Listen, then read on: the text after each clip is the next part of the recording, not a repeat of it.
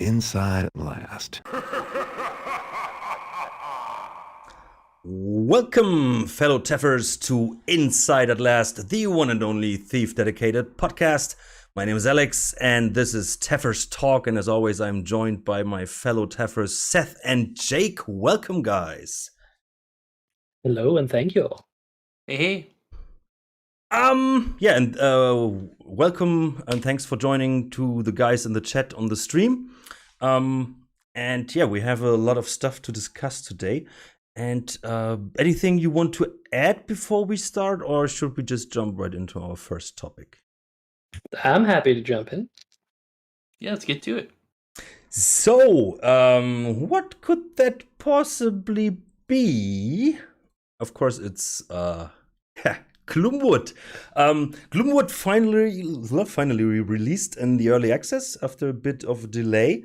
And we all got to play it, and I think we should describe what our first impressions are on GLOOMWOOD. But maybe, so let's first maybe discuss, I thought, how long do you know about GLOOMWOOD, and how was your hype about it? Because I think among the community and above that, I think it was very hyped. But how was your impression on that in general, and your own experience? Are we doing spoiler-free talks, or are we going to caveat spoilers? That's very good that you say that, because I always forget to tell. This will be a spoiler episode, so if you haven't had the chance to play and don't want to get spoiled by anything, then stop now. All right. So for me, if you don't mind me going first, Of course. I found GLOOMWOOD actually by the Steam recommendation algorithm. The page for the demo went up during Next Fest, and I jumped on it. I was like, that looks so cool. And I played the demo the day that I became aware of it, and I was just really excited. And your impression, Jake? Yeah, I would say, trying to think back, I think I probably also found it either through like Steam recommendations or some sort of various algorithm that knows like I love Thief and knows I like also, New Blood's other stuff. So I remember playing the demo and seeing it. And in terms of my hype level, I try to manage my expectations, I think, with hype, especially for projects that aren't like AAA projects and stuff like that, and try to kind of keep reasonable expectations where I'm excited, but I don't want to like put too much on the devs, I guess, to just like, have something super, AAA or $200 million type game when it's not that kind of project. So modest hype, I'd say. So I actually heard about it. Somewhere I saw this like thiefwithguns.com. With guns. Oh, this was very German. Thief with guns. And I was like, And I think when it happens, Dylan Rogers told us that he will join us one day to talk about GLOOMWOOD. So I think it will be very interesting how the whole thing started, because my impression was that it started as a totally different game. And then it turned into what it is now. But yeah, Dylan maybe will tell us in the future. But then I was like, not very interested. I didn't like the looks, I didn't like the guards, and I didn't like that it was based around hard or lethal weapons.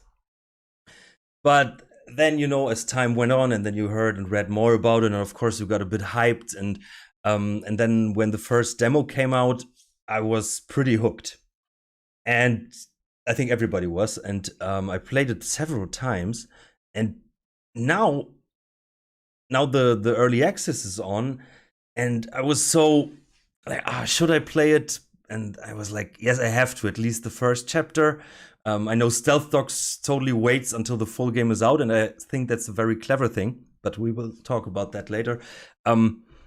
Yeah, now the early access is out, and I think this is a huge improvement over the demo, and I think for me personally, it was like totally different than I expected it to be.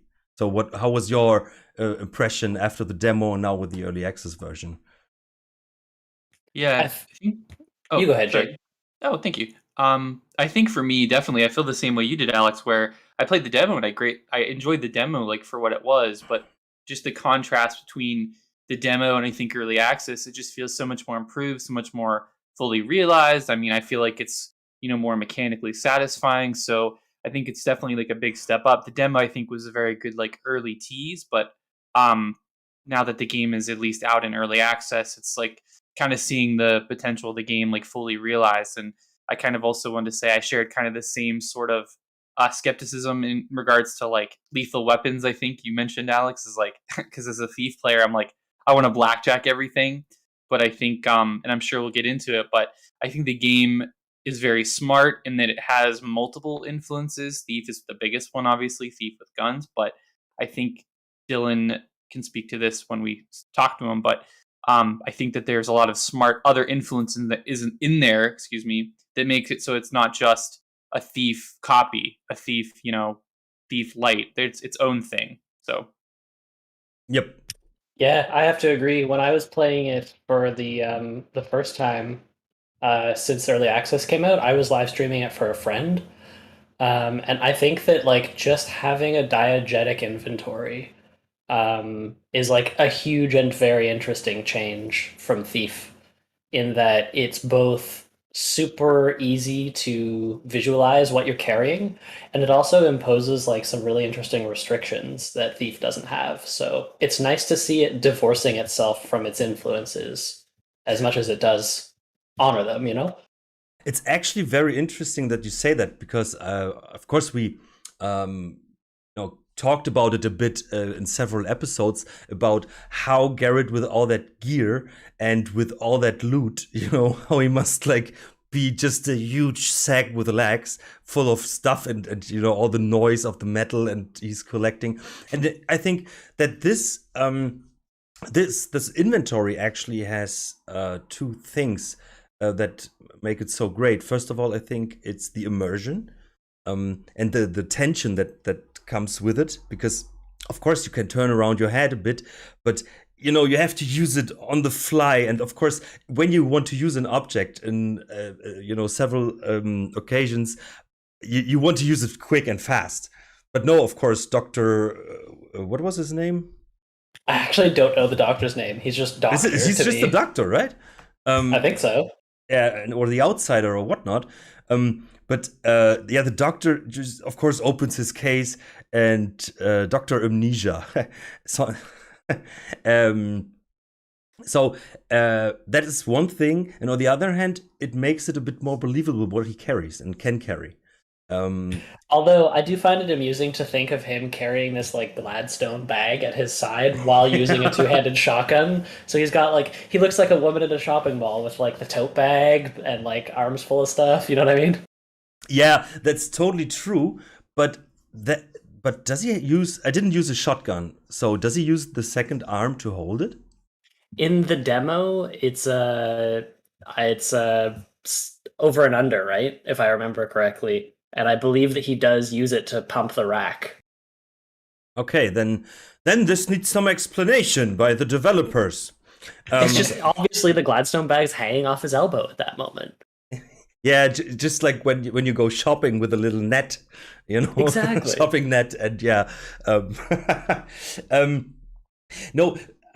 But what for me made the early access version that totally stands out and gives you a real feel for the real thing is the interconnectivity of all the areas. Because in the demo, of course, you just had that city part and then the sewers a bit, and that was, I think, good for gameplay, but was a bit, I would say, boring at first from the environments. And now here you start at that. Yeah, I know it's a fish something, but I think it's a slaughterhouse. If you look at it, and the way you start, and then how the world opens, and then the interconnectivity. I think that's a huge strong point. That's so cool. And so it's like the world is interconnected, but then still you have the option to visit different levels. And I think when it opens up more, you have more options. So you can choose a bit like where you want to go first or next, and I think that's really cool. that brings me to an experience I had while I was playing. So I felt that I had really mixed feelings about the Victrolas from the beginning. Like the part of me that really enjoyed Resident Evil was like, oh hell yeah, it's a typewriter. Where are my ink ribbons, you know? And I was like, maybe you have to use wax cylinders to save or something. So that was an interesting choice, I thought. But then I realized that I was less willing to take risks because in Thief, I really enjoy going down like every single path and I look down a hole and I'm like, I might take damage when I jump down there, but screw it. I can quick save and do it, and if I don't like the result, I can load. And the Victrola slash like checkpoint saving mechanic really changes the way that you play in that suddenly you everything is a much greater risk. Like if you take damage, there's no easily reversing that without at least going back to the last checkpoint. And if you don't do your due diligence and circle around and save often, that could be like a really long time ago.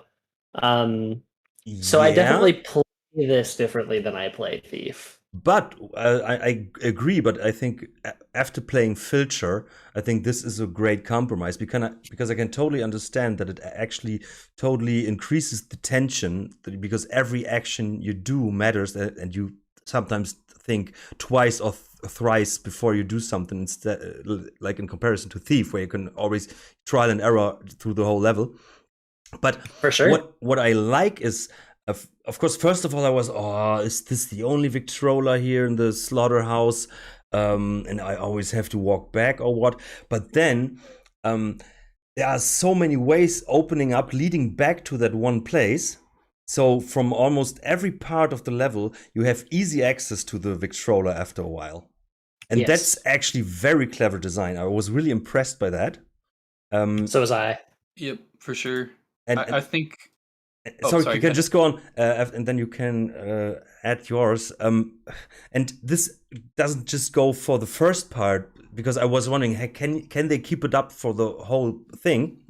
And I think they will. I just hope so, because when you then are maybe in the caves, then there's always one point where you can open a door that leads back from a further away place. So you have a shortcut there, and that's very cleverly made. It's good design. Yeah, it's really good design. I'm very impressed. Yeah, but Jake, please.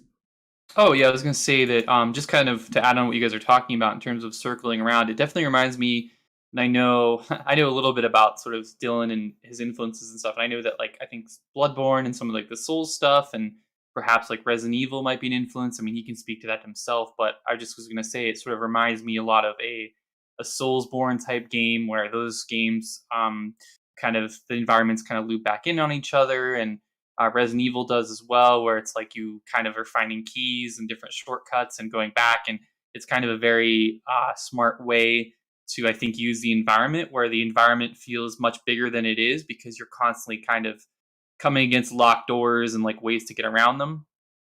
Yep. And I think that, yeah, I think it's really smart, but also too, I think it plays to the game's like influence, because the game has survival horror in there, where I think like the whole checkpoint system is very survival horror-esque, more like it's leaning on that side rather than the stealth side, because the stealth side is kind of what Seth said, where it's like quick save, reload, like try it. Whereas the survival horror is more like the Resident Evil, where you got the typewriters, like Seth said, and it's more like you get that tension um of not being able to save everywhere. So it's, I think, definitely like kind of it's a give and take kind of thing. Yep. But I had a moment where I was playing, and it was about the time that I got to the cabin on the ridge. So the spot where they blow the road, and you can't go any further along the road, and you have to go into the cave. yeah, The moment that I got there and found a Victrola, I was like, "Oh, I see what he's doing with this. These are hubs that you're meant to work around. The Victrola is kind of a hub." And at that moment, I was like, I bet this will circle back around and I'll emerge near another Victrola. And when I did, I was like, this is actually super clever design. At that moment, I was actually sold on it because I was like, okay, I guess I can take risks because I'm always going to circle back around. And that was a but nice lesson. and it makes so. I wonder how he approaches, because I think especially the caves were a good example for me. After every, so there are spoilers. Yeah, just saying again, but So when the dogs appear, that they look very strange, to be honest. But what I love, first of all, is the first impression. You have all the caves. They have those, like, they look like self-illuminating walls. They look like a night sky. And then you have those dogs, and sometimes they're so black that you can just see their eyes. But it's like there are situations where you see a part of the cave and it looks like a night sky with the blue dots everywhere, and suddenly 2 of the dots are moving. Or they blink, yeah. Yeah, and that's like, oh, what? Oh no, there's another dog. And after every dog, I went back to the Victrola and saved. It's honestly, that's a brilliant design. I was very excited to see that because first of all, it was cool just to be in the environment with like all the gems on the wall, but then the little bit of lore slash like world building of like, oh, these dogs evolved to have the same eyes to have eyes that match their surroundings so that they blend in better. Like that was just really fun. It makes you feel like the world makes sense, even if it is a different world than ours. There's like an order, right? Mm-hmm. Yeah, there's a logical consistency to like what you're seeing.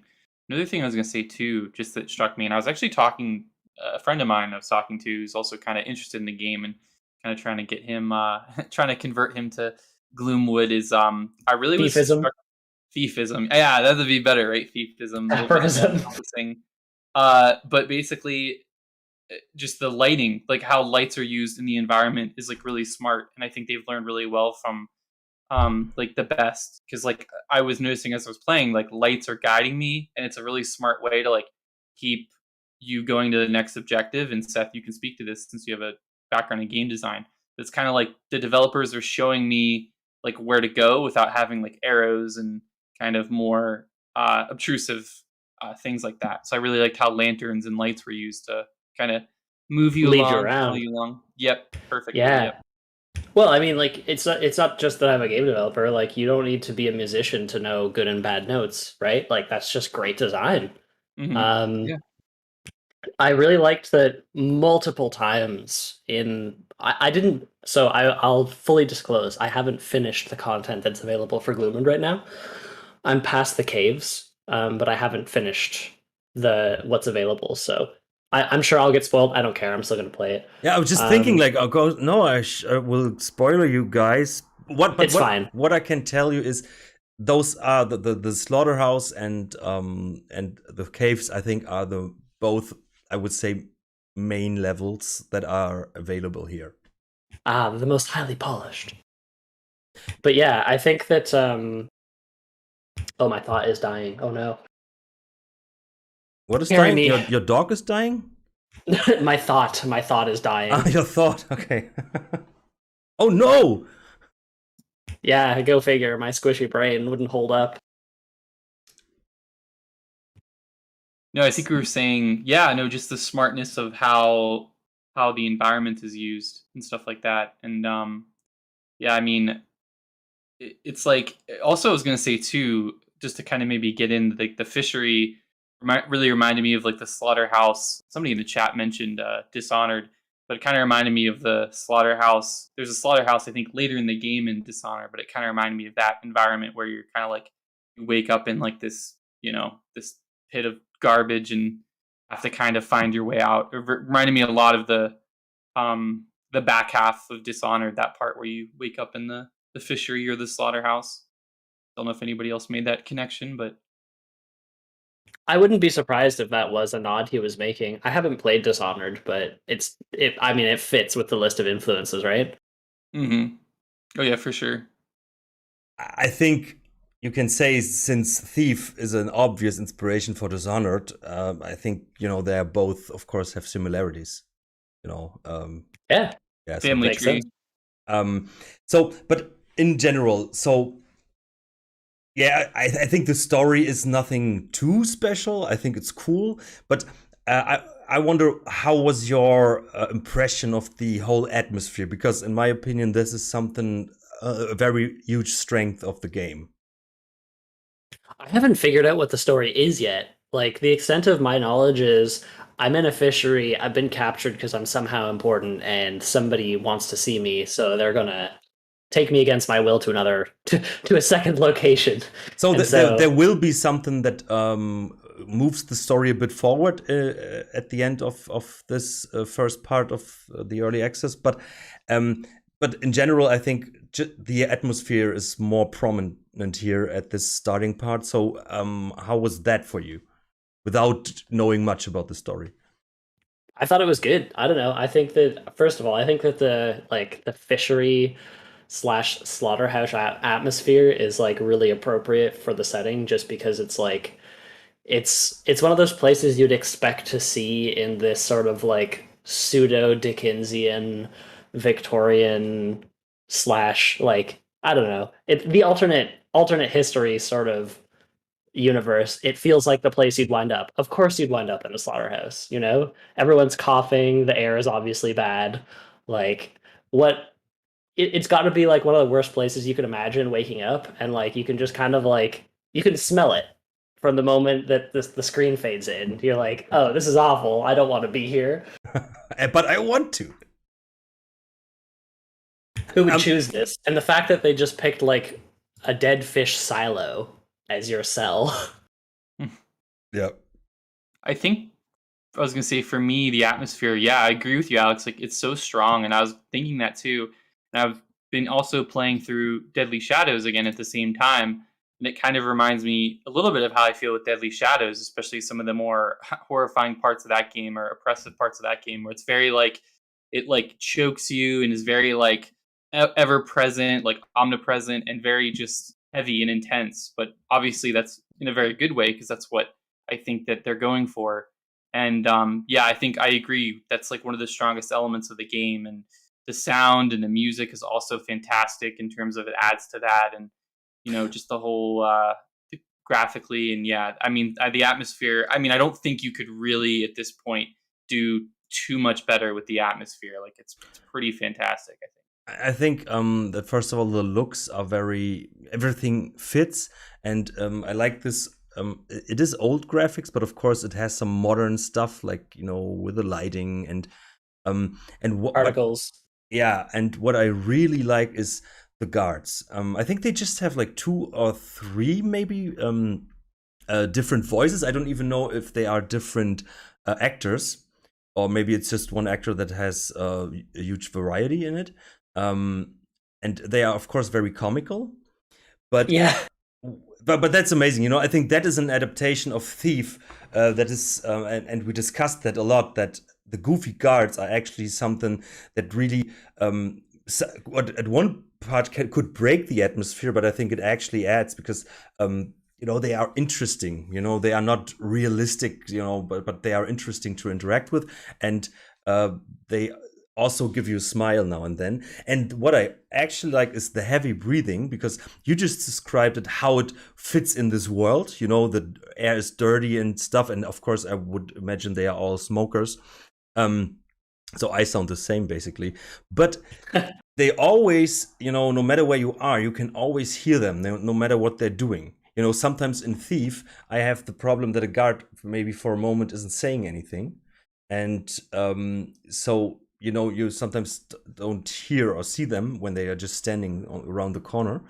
But here you always hear them. They are always heavy breathing and coughing, and so you know, you cannot accidentally run into them if you're a bit careful. There was something that I missed from the demo, and there was, in the demo they had this weird sort of like double voice thing going on, and when you killed them it kind of sounded like they were crying, whereas now they have voice lines. So like if you kill them now, they say stuff like "you bastard" or like Oh, "I get him, brothers," or something like that. yeah, I can't believe this. But like in the demo, they would cry, they would go like but they would like cry in multiple voices, which I thought was very eerie and kind of made me not want to kill them. So I do kind of miss that aspect of the demo over the main game. I like, not that I think that it's a bad choice or anything, but I liked that it created an aversion to killing in the demo that it doesn't necessarily create in the main game. And so that is a great thing. And what I also like is, of course, it's like old graphic style, so the detail at one point is limited, you know. So, you know, there's a room and there's a barrel standing and there's a table and something. But on the other hand, it doesn't feel empty, you know. And I like it because they set their own limitation, a limitation that was there naturally back in the days because of technical limitations. But I think this shows that you have to design your game differently to make it interesting, you know, with the geometry, for example, and arranging, you know, I just say like random 10 objects you have and arrange them differently so they still look interesting in a new room, and that's really, really greatly done. Well, you can also really play with the light when you do that, right? Like it's such a it's very simple geometry, but you have the option of showing and hiding some parts of the room. So you can spotlight the things you want the player to see, like a safe or a shelf or whatever. Yep. And then like the parts that are less geometrically interesting, you can hide in shadow. And that also adds the added bonus of when you go to hide in those shadows, there's nothing there to obstruct your view, so you have freedom of movement. So the simple geometry just works on a lot of different levels. There's also like, if you watch a lot of period dramas, a lot of them have very empty rooms because I think that set designers do that to avoid accidentally making mistakes. And I think that some of that kind of sticks with us when we're playing games and other things where like we've developed an expectation of what we're going to see before we play it. And so since this is also kind of like a pseudo historical setting, we're willing to accept that it's kind of empty because we're used to seeing that in period dramas and stuff. Yeah. And speaking of clever design, I think the game is very, very dark. And at first I wasn't so happy with it. But then, you know, we were talking about those shiny caves, you know, with the, what is it, diamonds or crystals or whatever. Whatever it is, gems? Yeah, gems, just stars on the surface. And they are, I think this is a decision I could imagine, like, so you can still see how's the environment unfolding in front of you, you know, so you can see the textures moving or how they go into the scenery. So you have an impression or an idea of what is in front of you, even if it's dark as hell. Well, one of my concerns. Sorry, Alex. I mean, and then there are suddenly two of the stars are moving. I love that. Those dogs, the eyes, and it was amazing. Yeah, but go on. I was gonna say in fan missions, I have this fear that when there's a dark area, I'm gonna miss something. And so that, like an item or something, and that carried over to this a little bit in that, like, I was playing and I was like, oh, there's an awful lot of dark areas. I feel like I'm going to miss an important pickup or something. But what I realized is that for the most part, it seems like the dark areas are designed so that they're like, there aren't things to miss in them. Like what you want will almost always be in a lit area or a spotlight. I don't know if that's always going to be true. Did you guys get the lantern?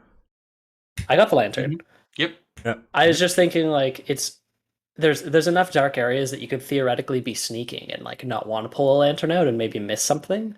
But it seems like Dylan has very well anticipated the places the player is going to be looking versus sneaking, because there weren't a lot of items in places that that would conflict with my desire to pull out a lantern, which I was happy about. That's actually very true, because I just recapping areas that were important, you know, to discover something or pick up something. And yes, they were like, you know, like the office of the fisheries boss or who he was, or other places. They always had like a desk, and as you said, it was highlighted, you know, by natural light, or artificial natural light, you know what I mean. But there was usually no guard in that room. Maybe before that room, so you had to deal with that before. But in that room, it was a bit, you know, safe. And I think, yeah, that's a very interesting and important observation there. I didn't see that, but now that you're saying it, it's like, yeah, that's actually very true. And if you recognize this as you did, I think this makes your way of playing it way safer, I would say, because you can trust the designer, you know, that he will design the game that you don't get frustrated. There was a moment that so going back to the moment that the guards blow up that road, there was a moment where I actually jumped down into the water to see if there was anything down there, and I found a discarded shotgun shell from the guard lighting off the dynamite. And at that moment, I was like, "Oh, he bothered to actually have an NPC fire around and eject a shell. Yeah. I'm gonna trust this developer now."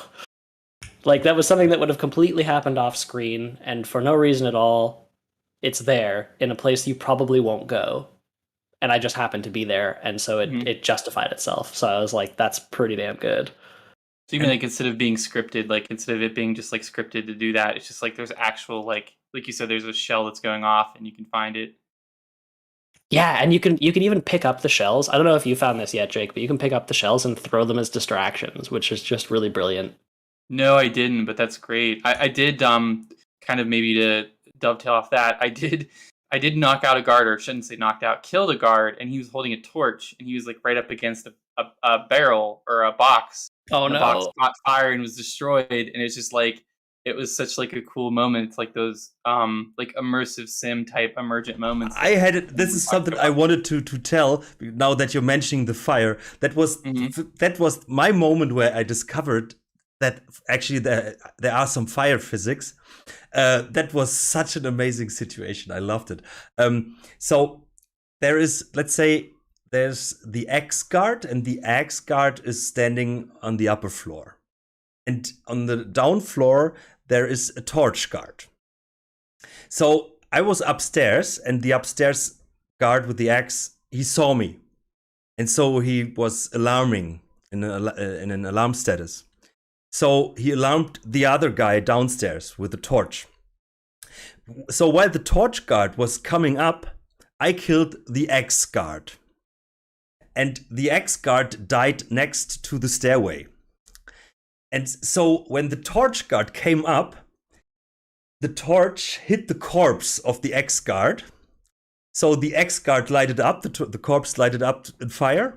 And became a fuse. And then the corpse lighted up the torch guard. So he was burning suddenly and running around and dying under the fire. That's great. And that was such amazing. Like, you know, he lighted up the corpse, and the corpse again lighted up him.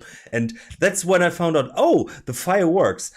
And after that, I went back to a place. I was killing a guard in front of a campfire, but the corpse was gone.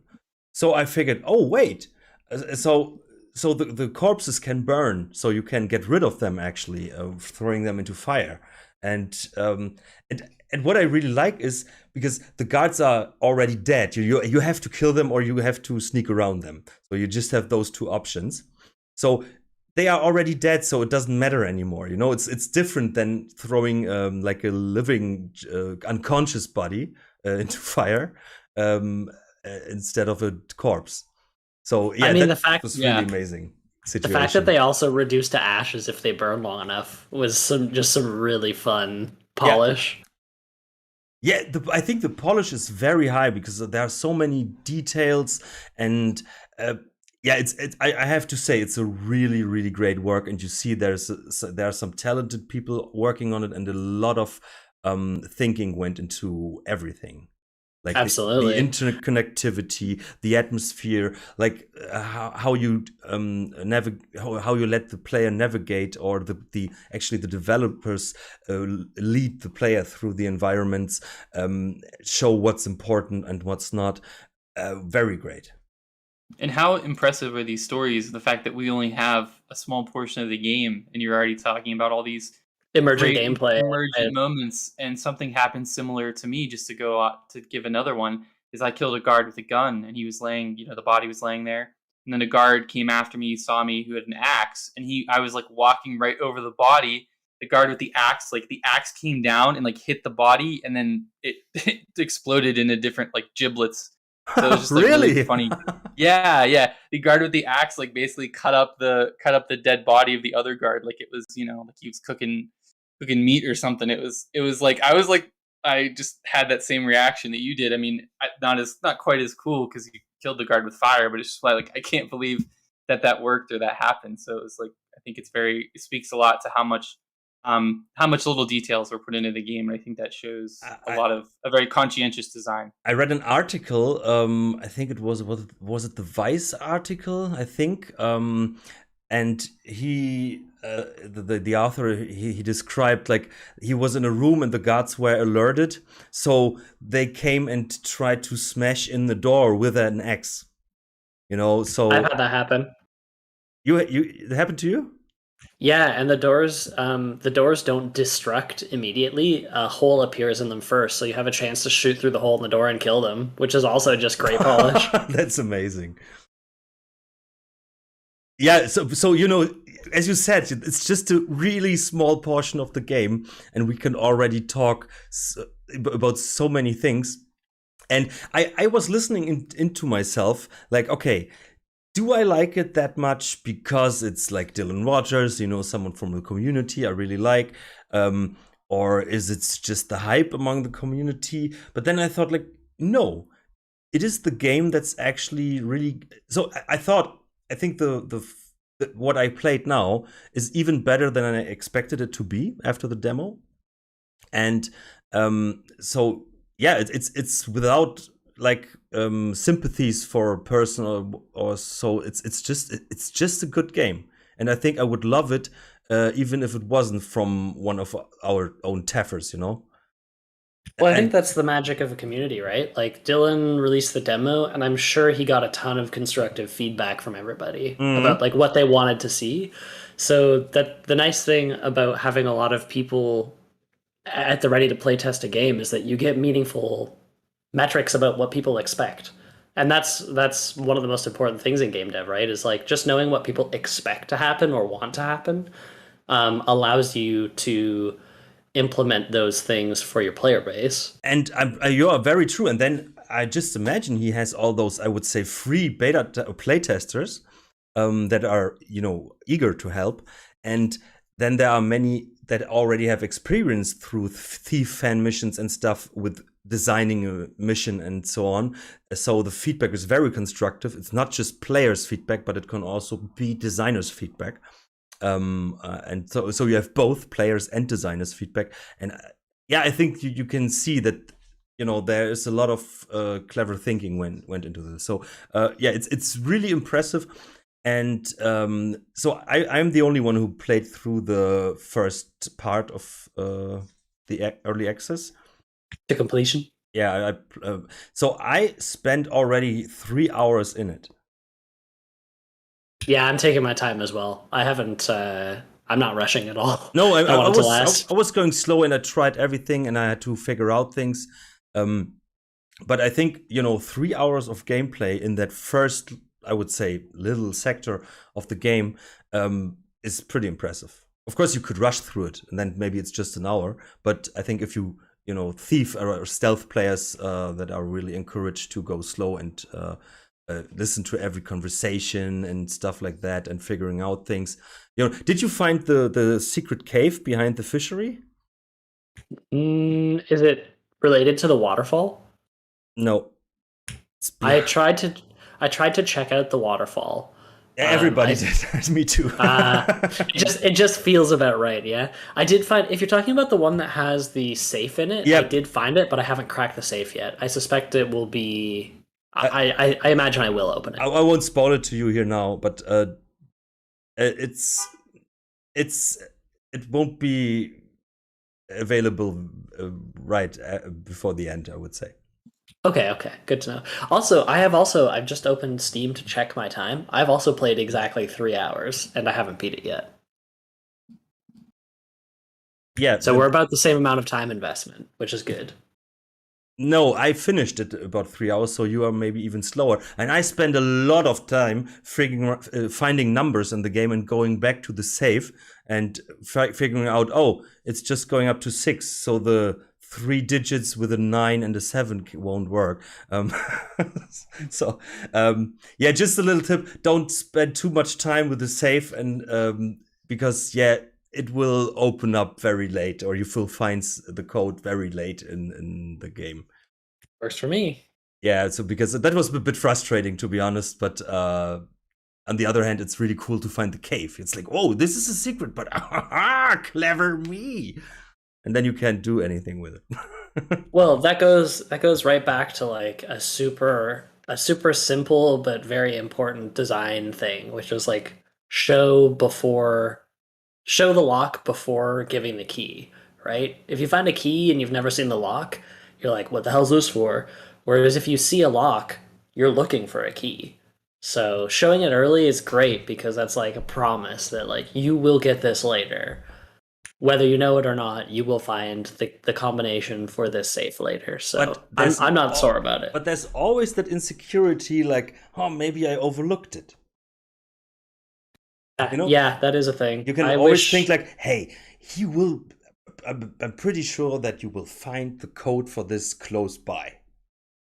But I didn't, and I was always like, oh, maybe I missed it. You know, maybe there would have been a cool gadget inside, and now because that's what I can tell you. You will find some bullets, but you won't find a gun for it. You know. Yeah. So, you know, and then you're like, oh, maybe I missed it. I don't know. Maybe it was inside there. Maybe not. And yeah, and then there was always this feeling of maybe having missed something. So I'm divided by that secret because you feel cool finding that cave. I think not everybody will. I think experienced thief players and so on will, but not every player. So you find it and you feel very clever by that. But then, you know, you can't open it pretty soon then. And that's a bit like, you know, what's the point? So I found that cave because when you come out of your cell at the beginning, there's a hole in the wall. And I looked at, being the person that I am, I looked left and saw the hole in the wall and was like, I'm going to try and break the game and get out of this hole. And I couldn't. But when I got outside to the docks, I recognized, oh, this is that hole I was looking out of. There must be something over here because from the very beginning of the game, somebody is trying to make me look in this direction. So yeah, that's true. That's how I found the cave, which I think was just very smart design overall. I can't remember if you can actually see the cave from the hole, but in any case, I recognize that it was there. Also, watching your stream from yesterday, I noticed there's a room called Killing Floor, and I know that's a thing in a slaughterhouse, but I'm also thinking of like the Killing Floor game, and I'm now wondering if that's kind of been an influence on this for like the weapon design. Yeah, maybe. I thought the same. Dylan, if you're listening, we need to know. Yeah, maybe save that question when he will be our guest one day. Absolutely. Yeah, because he said that he will be, but I think first of all, at the moment, I think he's very busy with different things. And on the other hand, I think it would make sense to invite him when the game is fully released so we can discuss the whole thing. Oh, and celebrate. Yeah. Absolutely. Yeah. But yeah, I think GLOOMWOOD so far, it's been very, very great. And thanks to Dylan, actually, he made it possible that everybody of us could play it before this podcast. Thanks for that again. And yeah, is there anything we should add to it or? I can't think of anything off the top of my head. Did the chat add something or had some questions? No, I think it's just discussion, right? Let me bust open my notes here. I'm not a good multitasker. No, it's all good. I actually took notes, so I have a couple things I can throw out there. Does anyone follow Dave Sismaki on Twitter? I hope I pronounced his last name right. Yep, I do. Yep. Maybe. Did you see his doctor's research post? I did not, no. Alex, how NSFW can I be on the podcast? Because it's a fairly NSFW post that he made. Go on. It's related to GLOOMWOOD. So he made this post with a video attached to it, and it's just really fun. Like I don't think it's an Easter egg. I think it's just a dev having fun playing the game. But he showed a white syringe, and it looks just like the health injectable, but when you pick it up and examine it, do you all play the demo? Do you remember the crowmen from the demo? The super enemies that were really big and scary? Yeah, of course. Mm-hmm. So those are crowmen. And this syringe was labeled crowman semen. And when you inject it, it turns you into a crowman. And the description says for recreational use only. So I'm like playing this game trying to find the crowman semen vial so that I can run around mauling guards. But yeah, there's definitely some Easter eggs in the game to be found. I don't know if they can be found in what's currently available or if that's strictly developer side. But like, they're definitely having some fun with this on the back end. If you follow them on Twitter. Interesting. I found the Chroman semen. I remember something, but I don't know if I found it or if I just saw the post. I don't know. I didn't pay much attention to that actually, as you did. Well, moral of the story: follow the devs on Twitter because it's worth it. Yeah, I'm you just know, imagining. maybe it was a New Blood post or something. I don't know. I'm just imagining you, Seth. Like, I gotta find this syringe. It's here Literally. somewhere. I must find the crowman. You know, reproductive material. Yeah, I thought that was pretty amusing. There was also like there was a number of areas that I passed through that I was like, oh, this is a direct homage to Thief. Jason says it's bird seed. Yeah. Exactly. It's a good way to put it. Birdseed syringe. Yes. I'll never think of bird seed the same way. So, would you mind going on with your thought and not leaving silence? No, that was it. It was just that like they were Twitter posting some things that are evidently in the game, but might not be super obvious. I think, And then there were a bunch of areas like the at the beginning of the game when you come out of your cell, there's an area that is like set up to look more or less just like the Thief 2 tutorial. If we're going back to that thought. And I was like, at that moment, I was like, oh, I've seen this before. I see what you're going for. Really? Which area do you mean?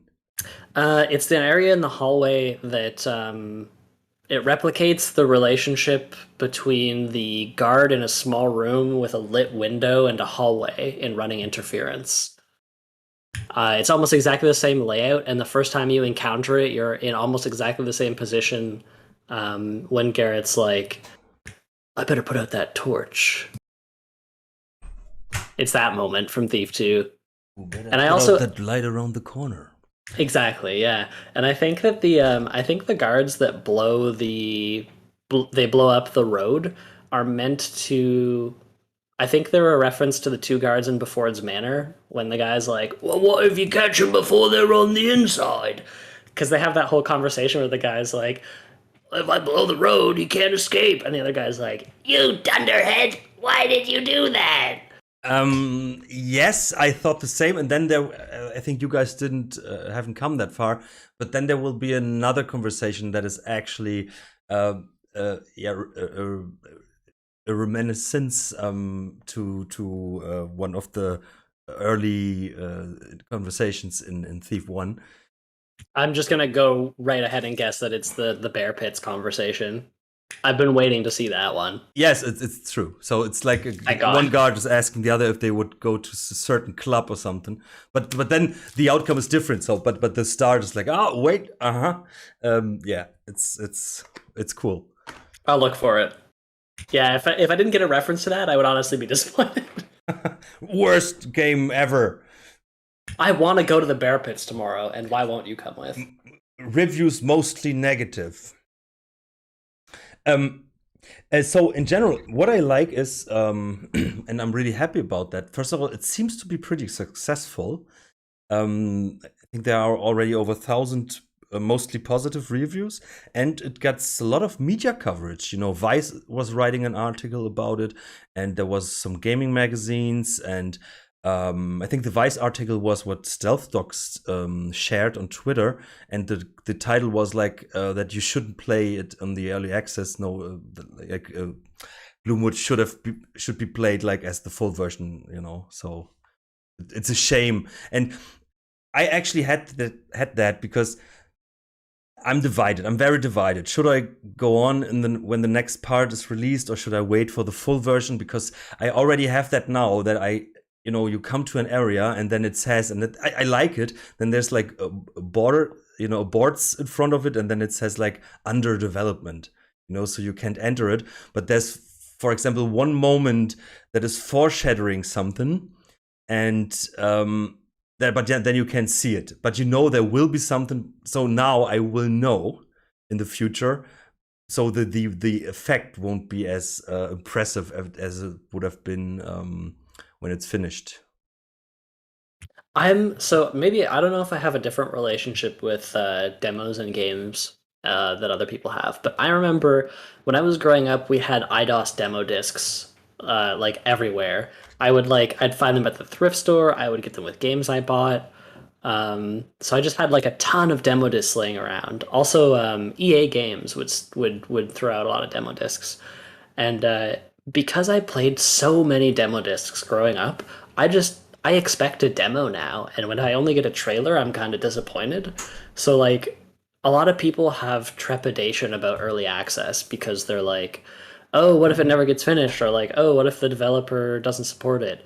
But like, I mean, if early access is done right, the first release is probably going to be less than the Steam refund time, so you really have no risk checking it out. It's like checking out something more polished than a demo in most cases.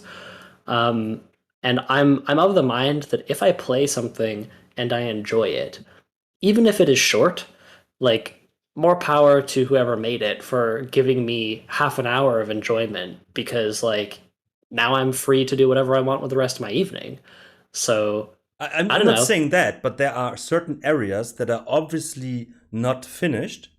So Mhm. if I would enter them for the first time in the full version when it's released, I will have You're wondering a different experience.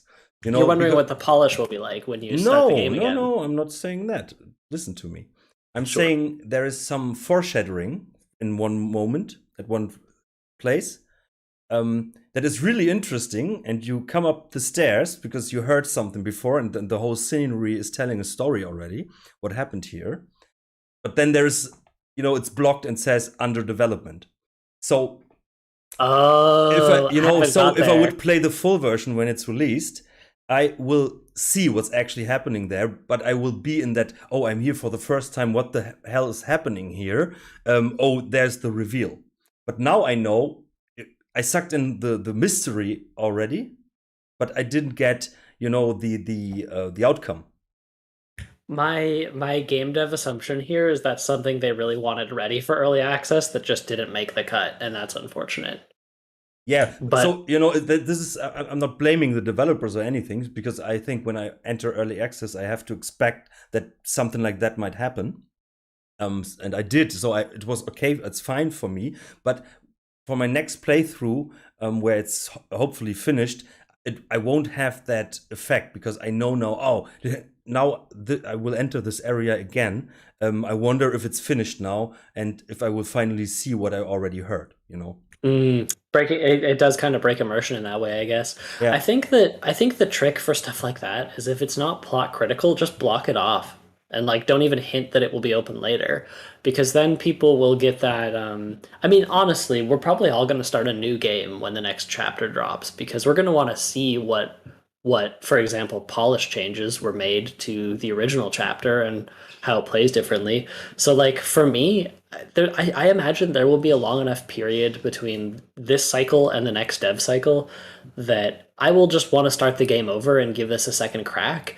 And I will find all the new things and be impressed by them as if it's the first time. There will be stuff that I'm familiar with, and I will be like, okay, well, that's cool. I've seen that already. But every time something new pops up, I'll have my expectations subverted and be just as excited as day one. So it won't bother me personally. I think it's a character thing, how you are and how you receive those things. It could be. I think what also is cool that you already found strategies for maybe difficult situations. So now you can, you are not figuring things out as long as you did in the first time. Or maybe maybe the situation changed. Maybe it got easier because the feedback was like it's too difficult. or maybe it got even harder or just different. So it's interesting to find out.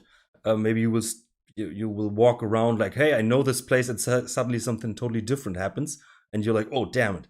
So you need to rethink. Yeah, but I think, if you enter an early access and the way they release it, they could have released maybe a full version with many bugs, but here they released just a part that is already very well polished and makes you want more. And I think that's the better way, instead of having like, you can finish the whole game but it's a not so great experience because of bugs and stuff. And then you maybe are like, yeah, when it's done, when the full version is released, then you're like, yeah, but I've seen already everything, so maybe I won't go back. And I think the way they do it is actually the better way. I agree. It's definitely, like, as a dev, that's the better choice to make, because if you have a short, extremely promising experience, people will give you the benefit of the doubt.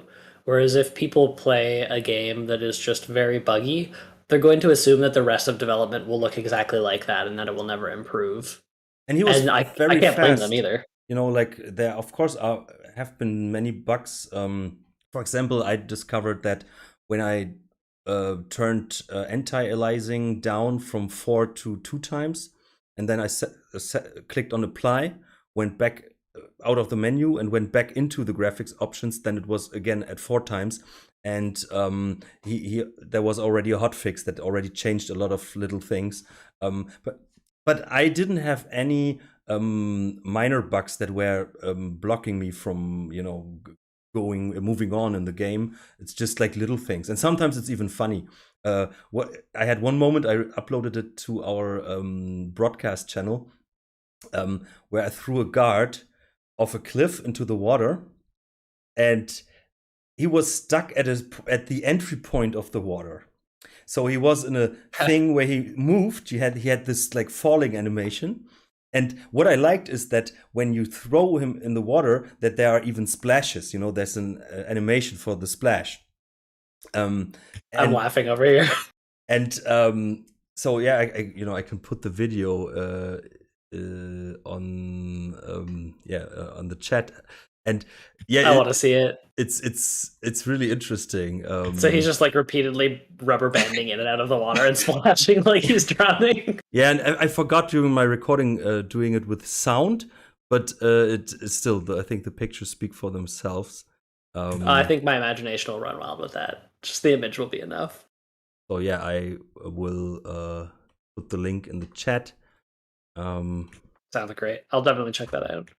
I found my own bug. I was able to jump through a rock, and I took screenshots of it. I really should, I don't know, what's the official, do we know what the official bug reporting channel is for Steam? I think on Steam it is in the forums. Okay, I'll share my screenshots. Yeah, there's actually a GLOOMWOOD. They gave it great names. I love the New Blood devs. They are really cool dudes. So yeah, if you check on the community hubs there's a special bug report section. For sure. Actually, so I'm gonna retcon you guys. I think the first mention that I actually ever heard of GLOOMWOOD was New Blood announcing they were picking it up, and I think that's when I first heard the name. And it went on my radar. And then again, when Next Fest came up, I recognized it and was like, oh, that's that game New Blood picked up. I think I have the same relationship with New Blood that you do, Alex, and that like I follow them on Steam, and pretty much everything they announce, I'm like, I'm going to check that out. Yeah, most games are not for me. So it's like mostly shooters and stuff, like retro shooters, boomer shooters, I think it's called. I mean, being a huge boomer, that appeals to me. No, you are not a boomer, sir. You were born 300 years ago, actually. Yeah, exactly. You're a steampunker. A steamer. Steamer, yes, a steamer. A skooma addict for the refined. Yes. Yeah. So in general, a great experience, the early access, and I can't wait to go on, but I'm just not sure if I will play the next part or wait for the full version. I'm totally divided by that. Completely agree. I was about to say that. I'm like exactly how you are, Alex. I'm like, should I wait? Should I keep playing it? It's like I'm kind of also like, yeah, it's 50, like the curiosity. Of course, I want to see what's happening there and this. And as Seth said, that you want to see the changes made to the area that you've already explored, and it's so hard, and of course this is, I like the coverage of the game, and I want to support it, of course. So yeah, I don't know. Let's see. I'll play it and tell you guys what I think, whether or not I think you should play, based on this discussion. Yeah, it's just your opinion that counts for me, and then if you say it's good, then okay. And you'll definitely do it. I will go on, and if you say no, it wasn't that good, then I will okay, refund. I have your word. I have your word. Yeah, it's been recorded. Yeah, I can cut that out. Beep. Damn it. Just like very cheap style censorship. I'm from East Germany, so I was born into it. Ooh. Genosa Alex. I'm not a fan of individual opinions, Hold on, I need to call Erich Honecker. I think most people don't know who he is. But you do, and that's yes, important. Of course I know who Erich Honecker is. Back in the DDR, so the East Germany, when Erich Honecker, he was the counselor or something. I don't know what his actual position was, but prime minister or something like that. And it was like, of course, the whole Eastern, socialism was going to shit. And when he visited a city, like in my home city, what they did is like they painted the grass green with color. Oh man! They built up facades in front of the houses, and then they put beautiful flower pots and curtains into the fake windows, and so this guy never got a real impression of his country. Everything, and of course it was very well planned where he was driving through and what he should see. Yeah. Wow. Well, I guess when I'm looking for glasses, I should stop looking for Honecker glasses. I had, as a baby, I had glasses that looked like that. I'm still looking for them. There was no other model, it's just like this Erich Honecker glasses. But yeah, but a little sidetracking here. Wait, I just want to add one more thing. Seth said he's looking for glasses, but we all know Seth has like a pair of Ben Franklin style bifocals or something from like 200. You shouldn't know me so well, because I actually do. Yeah, of course, and he's wearing it at night times, sexy times. With his quill pen and his when he's going with his white sleeping hat, those long exactly like Ebenezer Scrooge, and he's taking his piss pot to his I stayed at a friend's house recently, and the time came for everyone to don their pajamas, and I do wear what is essentially a nightshirt. So pajama time came, and I put my pajamas on, and they were like, "Are you wearing a dress?" And I'm like, "No, bro, this is a nightshirt. What's wrong with you?" I did have one of those moments recently, so I honestly can't criticize you for talking about my Ben Franklin glasses, because it's in keeping with the personality. No, it's not a slight. It's not a criticism. It's just more of a humor. A reality. So what I can sense, Seth, we have to explain. Seth has a lot of old stuff at home. I think his computer is actually a Steam machine, and I'm just imagining you could totally immersive set you in the Gloomwood setting, because you really feel like yourself. Like when you're going out, you're wearing a cane, and those gloves and a cylinder hat, and I know. Yeah. This isn't fiction. Seth Franklin. I was playing it, and I was like, I feel like I am the target audience for this game. Yeah, or you are out of the game. I don't know, but I've escaped the game. Maybe. But can we go on with the next topic? Yeah, absolutely. I don't know if we can do all of the topics today, but let's see. Yeah, that's so. Okay. the next one is devs and fans. So this was something I was really thinking, should we do it? Should we not do it? But it got to my mind, and I think it was an interesting situation.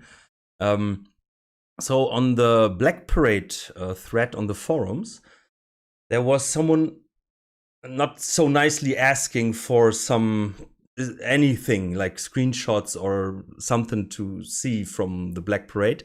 That awesome campaign that was started by Skaki and is in the making by a lot of great people. This guy was saying like, hey, even System Shock Remake got some information or screenshots or something. Can you post some screenshot, or I don't know what the wording was. And then like a lot of people were like telling him very strictly that the way he said it is just uncalled for. And I agree with that. And then, of course, people describe the developer's perspective and, how people are asking sometimes very rude and stuff. And I was a bit divided by that because I thought that, yes, the way he said it wasn't the nicest. But on the other hand, I think, isn't it great to see that there are people out there, they are eager to get any glimpse of information from that thing they are waiting for, in this case, a free campaign. And I don't know, and I asked, because Skaki was also involved, of course, and I asked Skaki on Discord how he sees it, but yeah, he has a very strict opinion on that, and I can see why. Because I can think it can sometimes be very annoying, and sometimes you get the impression that players have the feeling that the developers owe them something, or I don't know. But on the other hand, shouldn't it be also appreciated? So couldn't you just tell him more nicely? Yes, the way you said it wasn't the best way, but hey, it's great that you're there, buddy. You know what I mean? And I was thinking, should we maybe invite Skaki? But then I didn't want to make a fuss about it. And then thought, Seth, you are also in games development. So how do you see it? So I hope I could make my point a bit. It's hard for me to explain with a language barrier, but I think you did it pretty well. So I went back up in the thread to look for. Is it okay if we talk about who made the post? Like, can I say their name? I think it's public, so I think we should be allowed to discuss it. Yes. Sure. Okay. So I went back up to look for Godlike's first post because I wanted to see, like, has Godlike been in this thread before? And if you go back to July, I think this is Godlike's first post. I'm not 100% on that. But some people were talking about, it was July 2022. They were like, hey, it's been a while. I'm still here. That was the general consensus of the people who were posting at that time. So around that time, Godlike makes this post on 6th of July and says, I'm here for updates too. I've followed the Black Parade since it was announced. I'm very happy Thief 1 will have such a big project like never before. All the screenshots and video ambient clips contain a lot of quality work. Hey, Fire Mage, I'll pray to the Master Builder for time, energy, and enthusiasm for you to get your tasks done efficiently. Take care, all you greedy thieves. That's a very nice post. Yes. Opinion. So this is my baseline for judging Godlike now. I'm like, okay, so if this is what Godlike is saying when they get here, how does that affect how I read the post later? So let me find the later post. The later post is on 2nd of September. So it's been a little bit. It's been a couple months. Godlike says, even System Shock Remake is moving forward. Can we see a single new screenshot or even an icon or something? So I think that without that context of the first post, it reads like a really entitled, like, hey, even the System Shock Remake is moving forward. Can we, like, at least see an icon or something? Yeah. But I think if you take that first post into consideration. I think this reads more like he's trying to be funny and just like really missing the nail with that hammer, you know? Yep, Like, I totally agree. And that was my thought that Brethren, for example, said that maybe my impression is not as hard as the others because of language barriers. But I thought, yeah, but maybe maybe it's actually the thing maybe why he sounds or gets over so wrong, so maybe he's misunderstood, and especially with irony is always a thing, and I can actually feel it, I know how it is, yeah, I think he just didn't hit the nail, as you said. And I think, like many people were just like correcting him, and for me, I was thinking like, hey, there's this guy who's who's in love with that what he got already, so he will definitely enjoy it. And then he just does something like that, and then everybody shits on him, and maybe he's like, okay, better I don't interact with this anymore, or something like that. It could be. one comment and you're a pariah, right? What? Sorry. I get pariah, like a social outcast. Yeah. I don't know. It's one of those things where, like, as a game dev myself, I definitely am also like you of two minds about it. Like, I have had people ask unreasonable things and expect more than I can deliver, or more than I have chosen to deliver, and they're not just respecting my boundaries.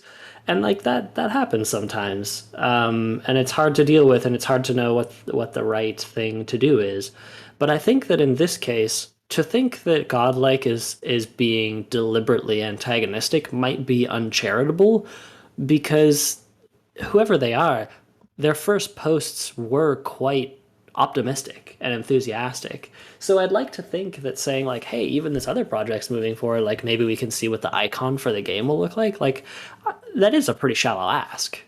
But on the Is other hand, it- I'm sorry, but on the other hand, of course, I can understand developers, and especially Skaki, who's actually also working professionally in that industry, and since social media, and especially over the last couple of years, we had, of course, a lot of really bad interaction coming from the fans. If just the game delayed, for good reasons, so it gets Yes. better, and people are coming with like death threats.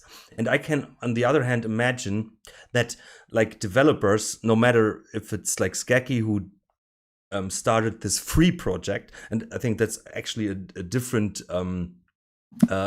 different way of looking at it, because this is just a free project. People spend their free time on it, so I think you have nothing to expect, from them.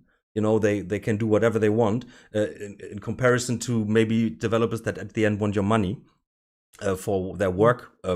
They should have their money for their work, of course, but that they are maybe already so so sensitive on that side. No matter if someone implicates like rude behavior, that they are just like triggered immediately. And I can understand that, because there have been really bad things happening in the past. I think with like death threats is like over a game release or whatever is so stupid.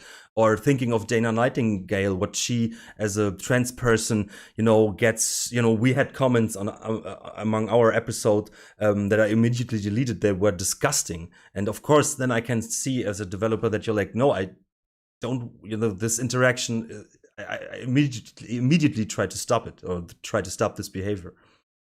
I think for me, like, because I've been thinking about this a lot lately, I think there's just like context is important. So you mentioned like System Shock remake and stuff like that. That's like a paid product that was kickstarted. So kind of I expect like there to be a little bit more concrete in terms of updates, in terms of deadlines. But with like what you said, like with Skaki and with the modding project, it's like people are doing that for free in their free time. So it's like on the one hand, you do appreciate people are so enthusiastic for something that you're working on for free that they're like, where's the update? Where's the update? But yeah, you have to keep in mind that there's a difference between, I'm working on this game, 40 hours a week, and it's my main job. It's the main thing I do with my time, versus like, okay, I'm going to knock out a couple hours here and there, like after work. So I think context is like important. So for me, like when I view mods as like cool, like if it comes out and it's great, then like awesome. But like I'm not really super invested in it because I do understand that it's more of a hobby for the creators and a passion project than it is you know, like a full blown like paid you know, paid project that, like you said, Alex, that they expect money for either via pre-order or after it's finished. Yeah. Yeah, but for me it was like a very interesting situation, and I kind of can see both parts, and especially the developers I can totally understand. But on the other hand, I think that's really sad that maybe already there is such an atmosphere, you know, or like as I said, so much tension among developers, maybe because of former things that happened on social media, that you know maybe positive interaction that could have been, you know, like telling him, hey, that was maybe uncalled for, but appreciate his you know, his fandom. You know, maybe that got lost here because of two bad situations before, you know. And then thank you, Seth, for doing the Sherlock Holmes. And I think you have a suit like that and a hat. You know, I can really imagine He has to. Yeah, he put his clothes on, and then his girlfriend had to wear a mustache as well. And Groucho Marx glasses and mustache was Watson, and then they went on the internet to find clues with his magnifying glass. I got my first Sherlock Holmes cap, a deerstalker, when I was like 5 years old. So. God, everything we assume is correct. Alex and I are like, let's make up something absolutely ridiculous, and just like, there's no way this could be something that Seth has in his closet or his room, and it's like every time it's like bullseye right on. No, we should have a draw what Seth looks like contest. You should post your picture that you sent today. On the community Discord, just that they can see. There's a modern screen. There's that strange phone line keyboard. We should do a game where it's like Seth lists like 5 things, and a couple of them are real, a couple of them are fake, and the audience has to guess like which ones like Seth actually has. And they all are real. They're all real because in the meantime he bought something that. Yeah, like a. No, but I really appreciate your Sherlock Holmes style here, and I appreciate that you are doing your thing with your old stuff. You know, your mouse pad is out of leather. That is pretty great. I'll share it. Just bear with me a second here, and I'll post it so everyone can. I was gonna say while he does that, I was gonna say you mentioned you're talking about kind of. In terms of like the climate and the atmosphere, I wonder, not to kind of blame everything on COVID, but I wonder how much like all the COVID game delays has like people kind of maybe frustrated, because I can't think of a game from the last 2 years that wasn't delayed. You know what I mean? Like in terms of actual paid projects, AAA games, you know, bigger indie games. Like I think everything's been pretty much delayed. But I wonder how much that influences people's kind of.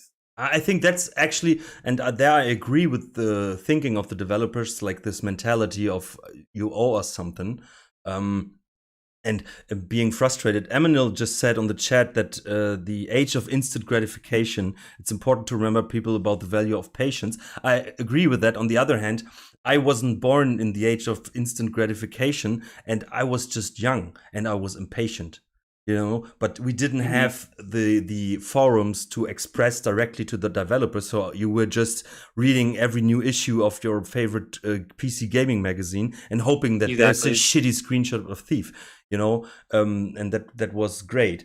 And yeah, it's you know, it has. But I agree with Emmanuel. Like, patience is a thing that should be. Should be more valued, and yeah. I think too, there's a difference between we're delaying this game because we need more time to genuinely polish it, and we're delaying this game because like we don't know what the hell we're doing, and we're hoping that like we'll figure it out maybe along the way.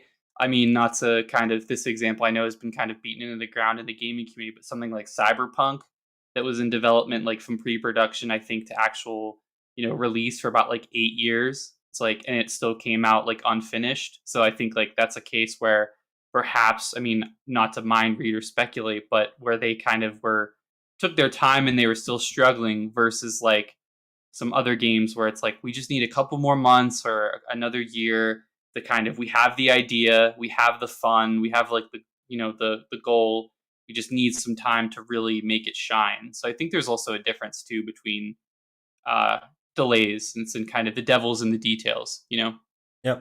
Delays are interesting things because, in my experience, they can happen for a lot of different reasons, right? Like, game development is extremely, extremely nonlinear, and any number of problems can crop up at any time, and it's very hard to anticipate them. So, like in in our case, for our game, we wanted to release early this month, but we just didn't hit the goals that we internally wanted to hit for releasing at the beginning of this month. So we've more or less indefinitely delayed our game just because we don't think it's worth selling at at or it wasn't worth selling at the polishing at the level of polish it was at. And like developers do honestly have to consider a lot of factors. They have to think about like, I need to charge this much to make enough money on this game for the development to be justified. Um, but am I offering this much money's worth of gameplay? And that's a hard question to ask yourself, right? When you've been working on a game for a year and a half, 2 years, like the question, am I offering enough for what I'm asking? And can I even justify what I'm asking is a hard question to ask yourself. So like people should also be charitable when a game gets delayed and ask like, what are the considerations for this delay? Why is this delay happening? Is it happening because the developer wants to give me more, or is it happening because, you know, executives at the studio are playing fast and loose with everyone's expectations? And those two things are very different things, right? Yep. I think that goes back to my point. Absolutely. There's different, it's all about context and what the actual situation is. I think, like you said, Seth, like there's, like we both are kind of saying there's different reasons. I think it's important to not judge everything, like every delay and go, oh, it's delayed, like this is awful, because you know, we know there's game. I mean, the first Thief, I mean, notoriously, I know that Paul Neurath, who was the head of Looking Glass, talked about like, you know, it took them a while for Thief to really find the fun. It wasn't until the Yeah. last couple months that they like found like really the core of like what made the game so fun. So it's like, imagine if they would have released like a year before, the game would have been, you know, probably awful. So, And imagine like they would have, you know, it would have been in social media times. They maybe would have already posted a teaser trailer and stuff like that, and people would have been, you know, intrigued by it. And then it delays, or they don't have a real vision, but you know, magazines are already asking details, and you can't really tell. And yeah, it would have been a different interaction maybe, and maybe the pressure would have been a different one. So maybe then it wouldn't have been as good as it became. Shigeru Miyamoto, who you may know, has a quote where he says, delayed game is eventually good, but a rushed game is forever bad. Yep, yeah, that's a And famous quote of him. Yeah. Yeah, we repeat that one a lot where I work. We're like, we should just delay it. A delayed game will But eventually work it's out. easy for him to say because he's working for Nintendo, and Nintendo has infinite amount of money. So if they delay a game by a year or two, like I'm just thinking of the last Zelda game, then of course, you know, it's not bad for them. But a small indie developer, you know, maybe the money, they are out of money at that point where they aimed to release. You know, maybe the release date actually is a reason, because then the money will be gone, and so then we for need sure. fresh money. So it's very interesting because I just listened to a podcast today where it was what was the topic about? I don't know anymore, but they said the same. Like, you know, there are different reasons for people releasing a game maybe too early, or what. Maybe it's a publisher, or yeah, it's just the money that is gone, and so they need to release. So I think that's why I think early access is a very good idea. Of course, it's not always used well, but I think we just talked about an example of where it could be done in a really great way. Yeah, for sure. I mean, early access, I mean, it also goes back to like you have to have trust between the developer and the consumer, where the consumer is like, I'm going to invest in this developer, basically get a product that isn't finished, but with kind of the promise that, later this product will be finished. And obviously we have, I mean, not to speak for everybody, but I think we all have some level of confidence in New Blood and Dylan and what they've done so far and what they continue to do. So my impression is that they are not too far away from actual players, I think, because they still are. And maybe that's why they are closer to it, and there are maybe not men in business suits, that just looking at the stock market. I mean, if Dave Smacky can post on his social media about birdseed, so to speak, I think that says a lot about the development approach they want to take, and I think that's great. The whole thing on New Blood, there's so much entertainment just on the, like the thing with the toilet sound, I don't know if you guys got that for that one game. So funny. But one thing Emmanuel just posted, and this is something maybe we should pick up. Sorry. Did you want to finish some thought, Jake? I think I jumped in there. Sorry. Oh, no, it's okay. I just was going to say, yeah, I just think there overall just has to be level of trust. And like you said, with something like New Blood, it's like, okay, it's understood. Like I find it worse when companies like EA and Take-Two and Ubisoft like soft launch a game, basically. I mean, look at the new Halo, look at at Cyberpunk, which I already mentioned, and so many other examples where basically the game is in early access, but the game is launching for full price without really the admission that it is in early access. So yeah, or you get like they call it like you get to become a beta tester, yeah, and early access, yeah. That's the blunt force trauma of advertising, right? If you can advertise a game really well and cut a good trailer, you can say like, hey, yeah, we're charging $60 for this. Just look at the trailer. Look how feature complete it is. Yeah, I agree. But on the other hand, I can understand them in terms of, okay, this is a multi-million-dollar project, and having early access as an indie developer has many benefits because you can actually make the better game. Or I'm just thinking of like, I'm playing the American and European truck simulator games, and they work very closely with the community. So features get in, that the community wants, or things get changed because the community, or many people say that they want it like that, and so it's the better experience. So but major developers or publishers, they don't have that thing. They have to release the game in a very good state and with features and the balances that everybody likes, hopefully. So I can see that as well. But of course, if they charge $60 for it, then that has a bad taste to it. I'm not against games that charge $60 or advertise well. I just want a caveat. Like, I think that it's fine to charge whatever your game is worth. It's a good rule of thumb is how many hours do I plan to offer? If the game is, still in development, obviously, then you charge $60.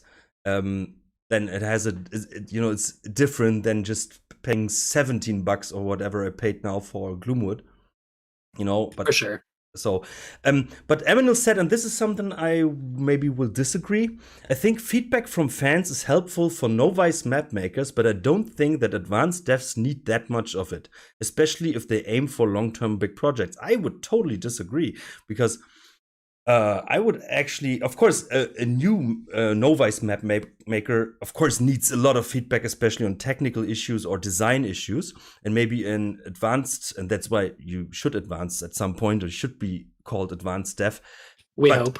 But there's still very interesting feedback. I think that's very arrogant, actually, if they would say, hey, I'm so good, I don't need that feedback anymore.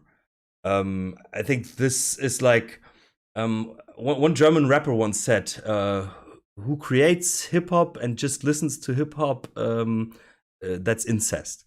So And so if you maybe are just like hanging with developers, and of course your feedback is just from developers' point of view, but the outside view is maybe totally different. And as you said that you never know what a player will expect until they tell you. And I totally agree with that. Yeah. Yeah, that's a great point that you mentioned about kind of the incestuous nature, because I kind of, I respectfully kind of disagree also with the point of like, look how many, you mentioned Zelda earlier, Alex, look how much of a, no pun intended, breath of fresh air, like Breath of the Wild was, because like it wasn't a Ubisoft kind of open world where you're just checking things off a map, like how incestuous like a lot of AAA game development is, where it's like, collect 12, flags, collect 20 feathers, craft. We kind of see this, I think, with like big major games, is like it kind of becomes like this cycle where they're all kind of aping the same type of things, and like that's kind of why it's up to players to be like, hey, like we would like something a little bit more emergent, something like Zelda, or something even like Elden Ring, which is like has a little bit more emergent gameplay. And so I think like that's why feedback is really important. But obviously the only feedback that truly counts is with money, of course. Yeah, So, but Well- I think I think still that a advanced developer should still listen to feedback. Yeah, for sure. I think maybe Eminem, I don't know if it was maybe put wrong, so I understand it wrong. But as I read it, it's like they should be more left alone and do their thing, especially if they aim for a long-term big project. I don't know if that plays a role. I don't think so. I think there's an issue with the statement, which is that an advanced developer here is fairly undefined. So, you could count an advanced developer as someone who's released 2 or 3, whatever we're judging by, fan missions, whereas a novice developer hasn't released one and it's their first one. But you could also judge an advanced developer as like a person who's released a fully featured game versus someone who hasn't. So I think that it's difficult to judge the statement on face value, just because advanced versus novice are like fairly ill-defined, and I think that we've seen some really amazing things come from developers we didn't expect, and some really unfortunate things come from developers who we expected better from. And it's I mean, there's a reason that advanced developers, or let's say authors, let's stick with the fan missions, and they still do beta tests. oh yeah, there's always something you don't anticipate. Yeah, actually, and so and even if you are such a pro, of course, maybe you have experience and some things won't happen to you, but still, maybe there's just a wrong idea because you just have your view. You know what you created, but you can never play the thing as someone who hasn't developed it and doesn't know what's around the next corner. So Absolutely. and I think Cadicarus, a famous YouTuber, gaming, great channel. He had some month ago, he put out the video where he explains how he creates videos. And there he says like something that as an artist, it's right that you hate your work from the past because you haven't been as good as you are now. And it's correct that in several years you look at the stuff from now that you are proud of now, and in 4 or 5 years you say, no, this is bad because I improved over time. And he's very good at what he's doing, but he still has the feeling he can improve. Yeah, that's a feeling you want to stick with you. Like a person who feels like they can never improve is not really a person you want to hang out with, right? Yeah, and it's art. So they are artists, in my opinion, the authors, and so art. You can always improve your art or the way you create your art, and or you try something new. That's the thing of developing, that suddenly your horizon becomes bigger, and suddenly you're like, oh, I want to try this. Just think of Trefoil Knot. How his horizon is very big and he tries to implement things. But of course, this needs a lot of testing. So your skills get better, but also do your own goals you set for yourself. They become more complicated and bigger. So, it's the struggle is maybe the same, but just on a different level. It's funny that you would specifically bring Trifalnaut up because I was just thinking about Heist like 2 nights ago and thinking like I can't wait for the next Trifalnaut mission to come out. Well, it's funny. I was sorry, Seth. I was exactly going to say the same thing. I was thinking about that too when I was Yeah. playing Gloomwood because of the whole like cycling, the Same. whole environment cycling back in on each other. I was thinking about that as we were talking earlier. I was like Trifalnaut, yeah, like with the heist at the hotel. It's like that kind of has that same vibe of like, although that's more not as much of a combat challenge, but in terms of environmental navigation, it's kind of the same principles. Like you said, Seth, earlier. I think you said something like, you find the lock and you're searching for the key. It's kind of, I got that same vibe. I don't know if Alex you did, but it had a little, not exactly the same, but a little bit of that same sort of peeling back the layers of the environment. For sure. Yeah, I had the same experience. I was playing Gloomwood and I was like, I really want to play a Trifalnaut mission now. Yeah. Funny because I thought about him as well.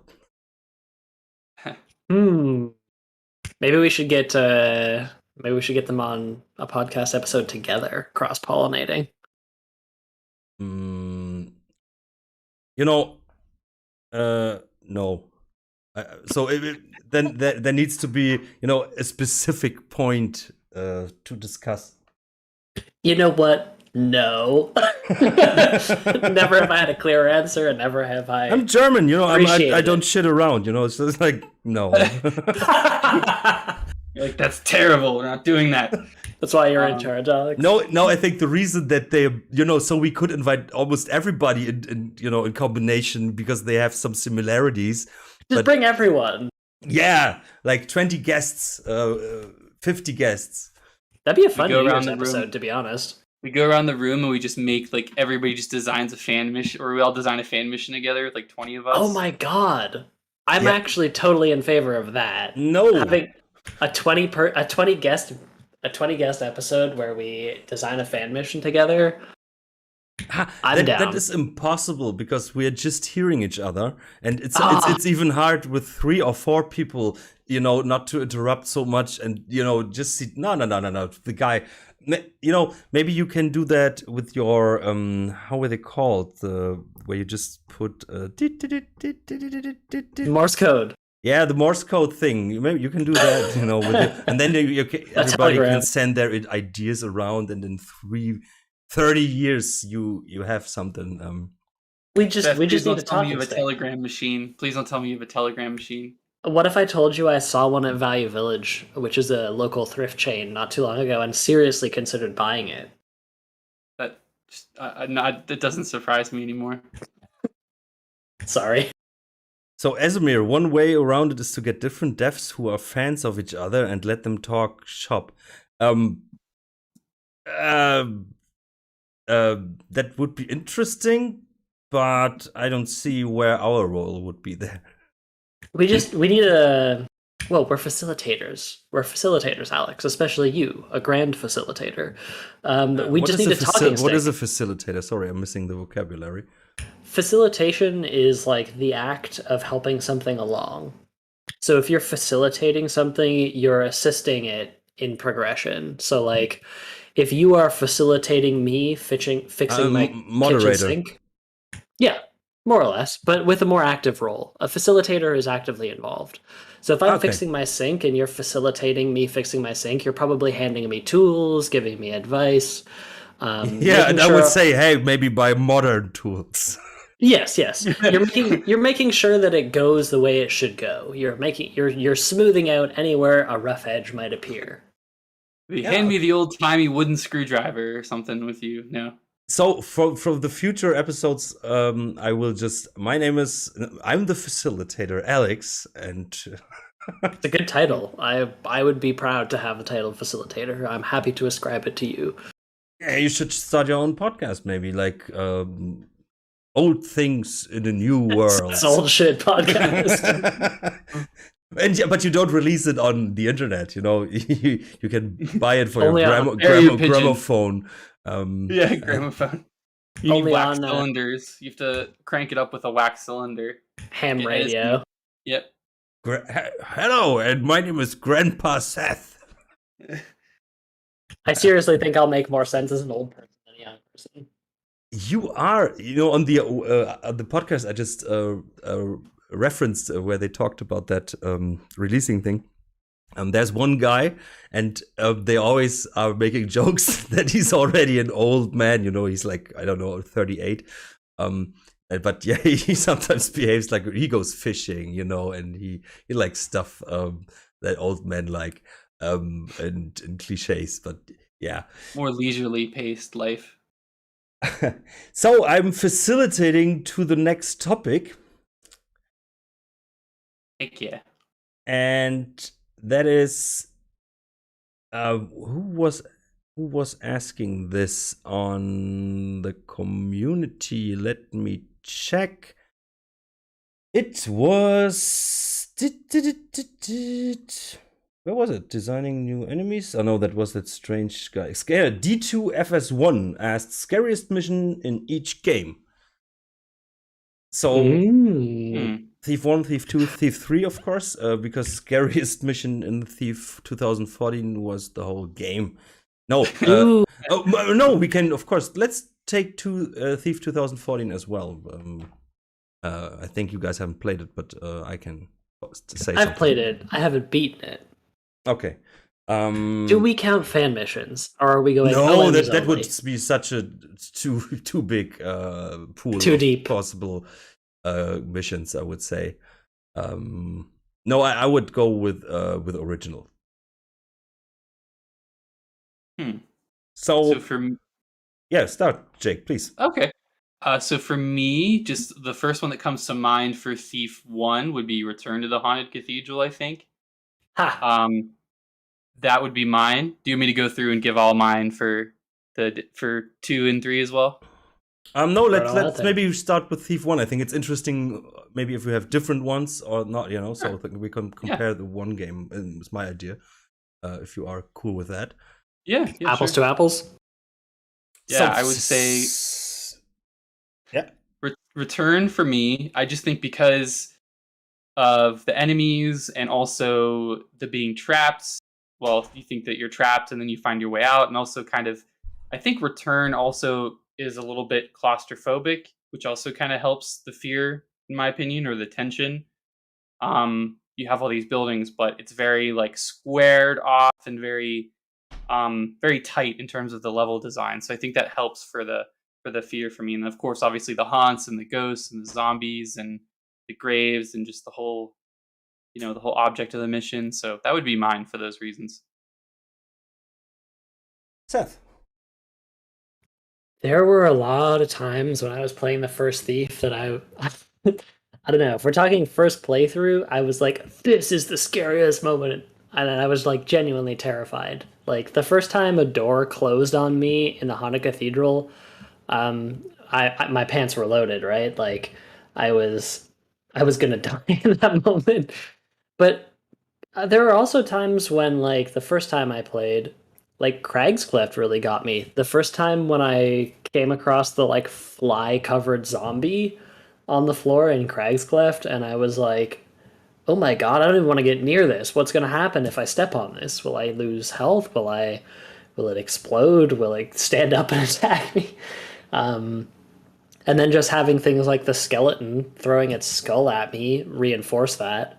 I don't know. There's multiple points at which I thought the first game was scary.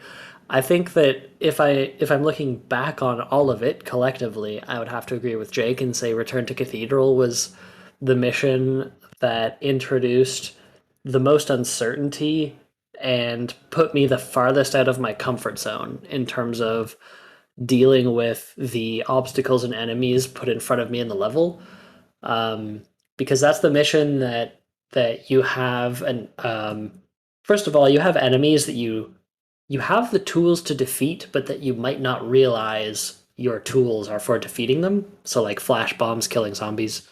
And it's the first mission that you have an AI in the actual level giving you objectives. So like there's a couple of levels on which that mission is asking you to do new things. And let's face it, new things are scary. Okay. Are you guys still there? I'm still here. So I had a different approach on this a bit because I thought like, they were just maybe Bonehard or, the Cathedral, of course.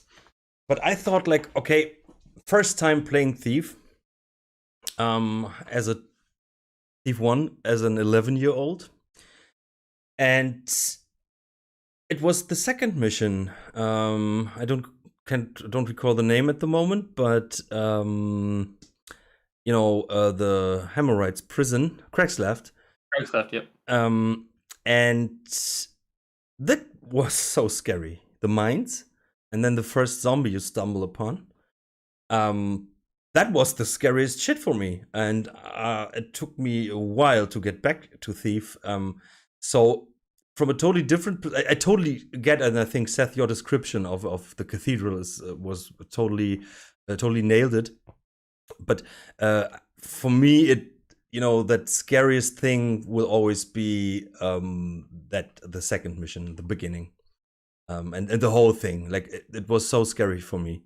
I could maybe even say the demo of Thief 1 was scary for me, but with the zombie that gave me the rest, and so because you don't know what to expect, they played the first mission and it was like, okay, basic, normal people, more or less, but suddenly you realize, okay, there are more types of enemies than just human, and this scared me a lot.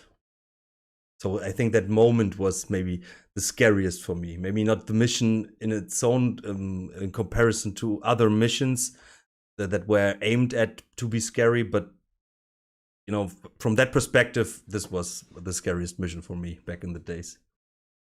You know what scared me? I know mobile phones.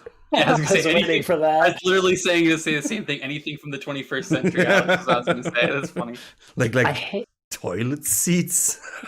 I hate how accurate all of these assumptions about me are, but I will grow as a person and move beyond them.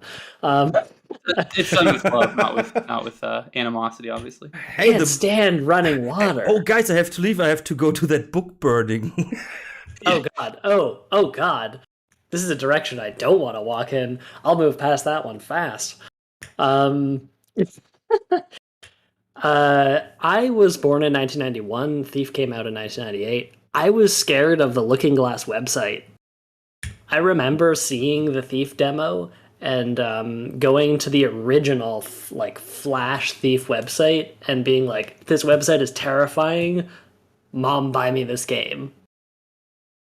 And I remember she bought it for me when it came out and immediately turned around and said, oh my God, Seth, I created a monster. Why did I buy this for you? She did. Yes. That's actually a direct quote from my mother. Why did I buy this game for you? Yeah, but she didn't know that you won't become like a monster slayer or something. She didn't know that you will like enjoy that old stuff and suddenly light your room with a torch. Oh yes. That's where it all began. No, kidding. Yeah, I can understand. I know how I had to beg for System Shock to have that game, and then my parents saw that the zombies and stuff, and they were like, "What did we buy for you? This is the first and last time you get a game like that." And then I had to burn them illegally. So how did that go in East Germany? East Germany ended before the 90s, so it was fine. 1989, baby. Yep. So for Thief 2, Jake, what is your scariest mission of Thief 2? Because I think in Thief 2 it's a bit harder because it wasn't as full of that stuff I don't like. So the first one that came to mind for me for Thief 2, and I do agree with what you just said, Alex, like it is a little bit harder to think about for Thief 2. I mean, one of the ones, bizarrely enough, I would say is probably eavesdropping, which is probably a mission you don't think about too much. It's a good mission, I Interesting think, choice, yeah?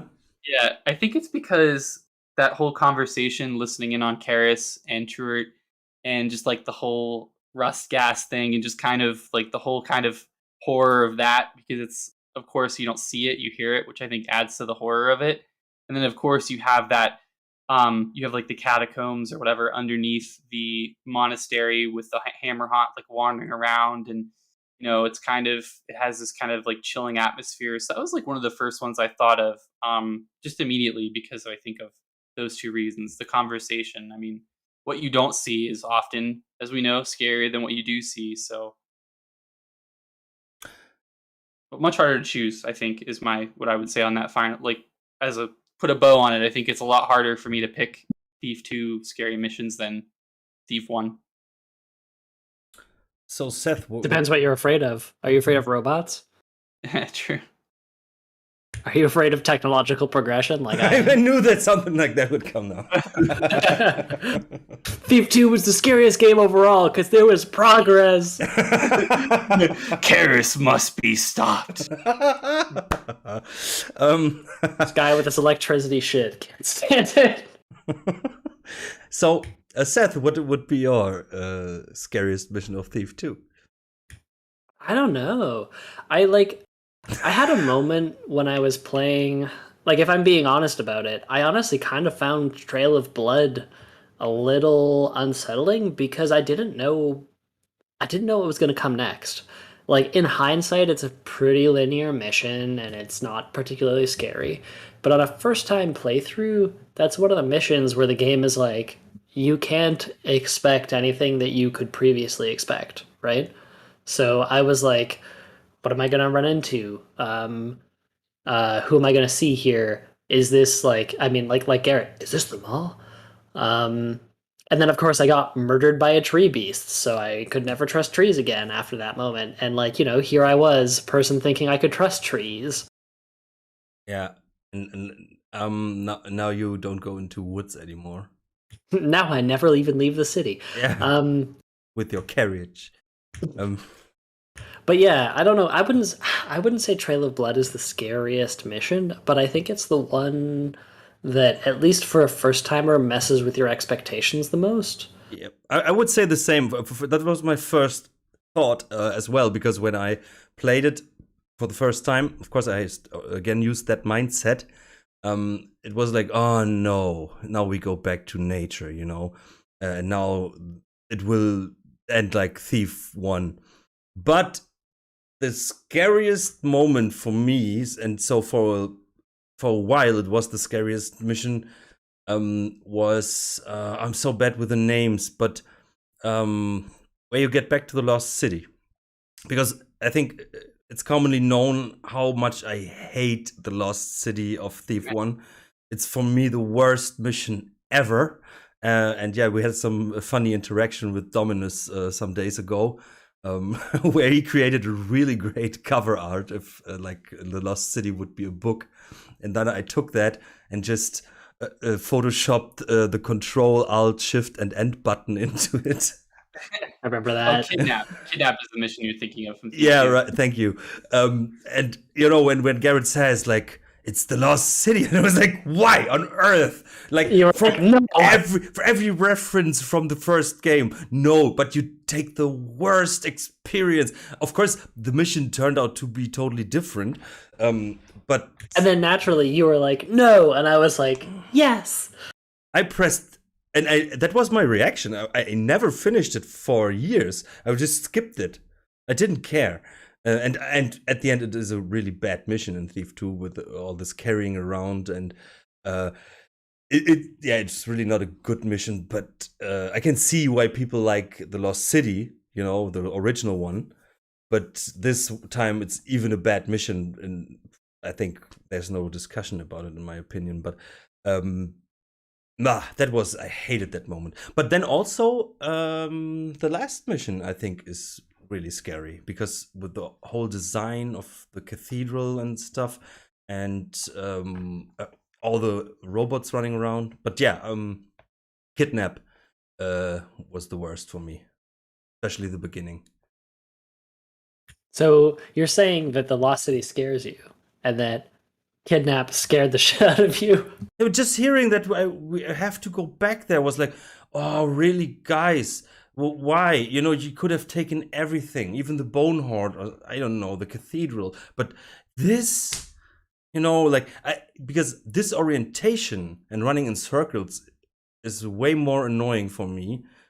Because there's always a possibility that there's another scary area with monsters and stuff that I didn't discover for an hour and then accidentally run into it, and knowing that, oh no, I'm still not on the right track, but oh no, this is happening. Great.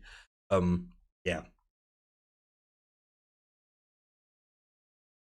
So then we go to Thief 3, and I think this is pretty obvious, or? The cradle? Yeah. Yeah, definitely. It's been a long time since I played the cradle, but I remember, you know, wanting to leave. What about other than the cradle? Because I feel like the cradle is going to be the go-to answer because I think it was designed to be the scariest. But like, there's some Is that other wrong, missions. though? It's not wrong, but I'm just thinking like I'm actually playing through. I think I mentioned earlier, Deadly Shadows. I'm playing through it again right now, and definitely left me a lot more uncomfortable than Thief 2 in most instances. You know, for sure. Like, what is the Pagans area actually was pretty scary, where you have to get that hand. Yeah, I agree. With because pretty early you run into those tree beasts in those sewers, and yeah, that was actually very scary as well. Well, at that point, at the point that you're playing Thief 3, you probably have PTSD from Thief 2, and you're like, oh, fuck, not again! So you see the tree beast and you just quit, right? No, I was older at that time, so I was, I was more secure with my skills. You'd seen more than one Berlin Wall fall. Yeah. The one that got me going through Thief 3 was the Sunken Citadel with those, I forget their name, but the fish people who were forsaken by the I just wanted that was the other one. I think you need to go, isn't it like you have to go to both areas to collect something? Yeah, you need to collect things. You need to collect like objects for the keepers. Yeah, Hemorrhoids section and Pagans and the Water Cathedral, whatever. Yeah, the Sunken Citadel. Yeah, that one's with the fish people and like the weird noises that they make and that one. Yeah, and how they walk around like so aimlessly, you know, they just like seem so mindless, in my opinion. Well, you know, fish have a short memory. Yeah. No. Oh, yep. In the chat, Kershock, thank you. And I actually think this was a bad designed mission, in my opinion, because it was very, straightforward, if I remembered correctly. I think the sewers definitely taste like I am running out of time and I need to make a mission very quickly. Yeah. That's my game dev opinion. You start in that cave and then it's just those runes, right? And it's very light. There's much light as I remember it. And then those strange figures, yeah. Yeah, that mission is very straightforward. I do think, even if it's straightforward, I do think that it stands out. Like, when I think of Thief 3, I remember those sewers. Like, I remember being in that area and being like, this is different than the rest of the game. This is asking for something different from me as a player than the rest of the game is asking for. So, like, even if we don't think it was the most proficient level design, I think that that does say that there is something scary in just a formula change for Thief. Yeah. Like, yeah. If the game establishes a set of parameters and says, here are the parameters you're operating under, here is what you can expect from your enemies, here's what you can expect from the level design, and then it changes any of those variables, you're in uncharted waters and you're like, oh, I'm like a new player again. I don't know what to do. And I think that even if that mission was a little underbaked, it still had that effect of like new place, new enemy, new patrol patterns. What do? And that's scary. Seth, will you be picked up by the police in a couple of minutes, or they're like we're on the way to get him for his terrible opinions? No, Yeah. They're tired of me keeping all the old things, and I have to give them back to the You museum actually now. Yeah. stolen from museums, Yeah, right? museum. I was gonna say like museum thievery, like Thief 2X. What? Broken in a museum. Nemfree Folson just said that hell, the entire Deadly Shadows was scary, all right. I agree. And I was like, yes. Then there's the ship. That I was thinking of the ship too. Yeah, the zombies. There's zombies The in the quarantine ship in the harbor. and also the Markham's Isle.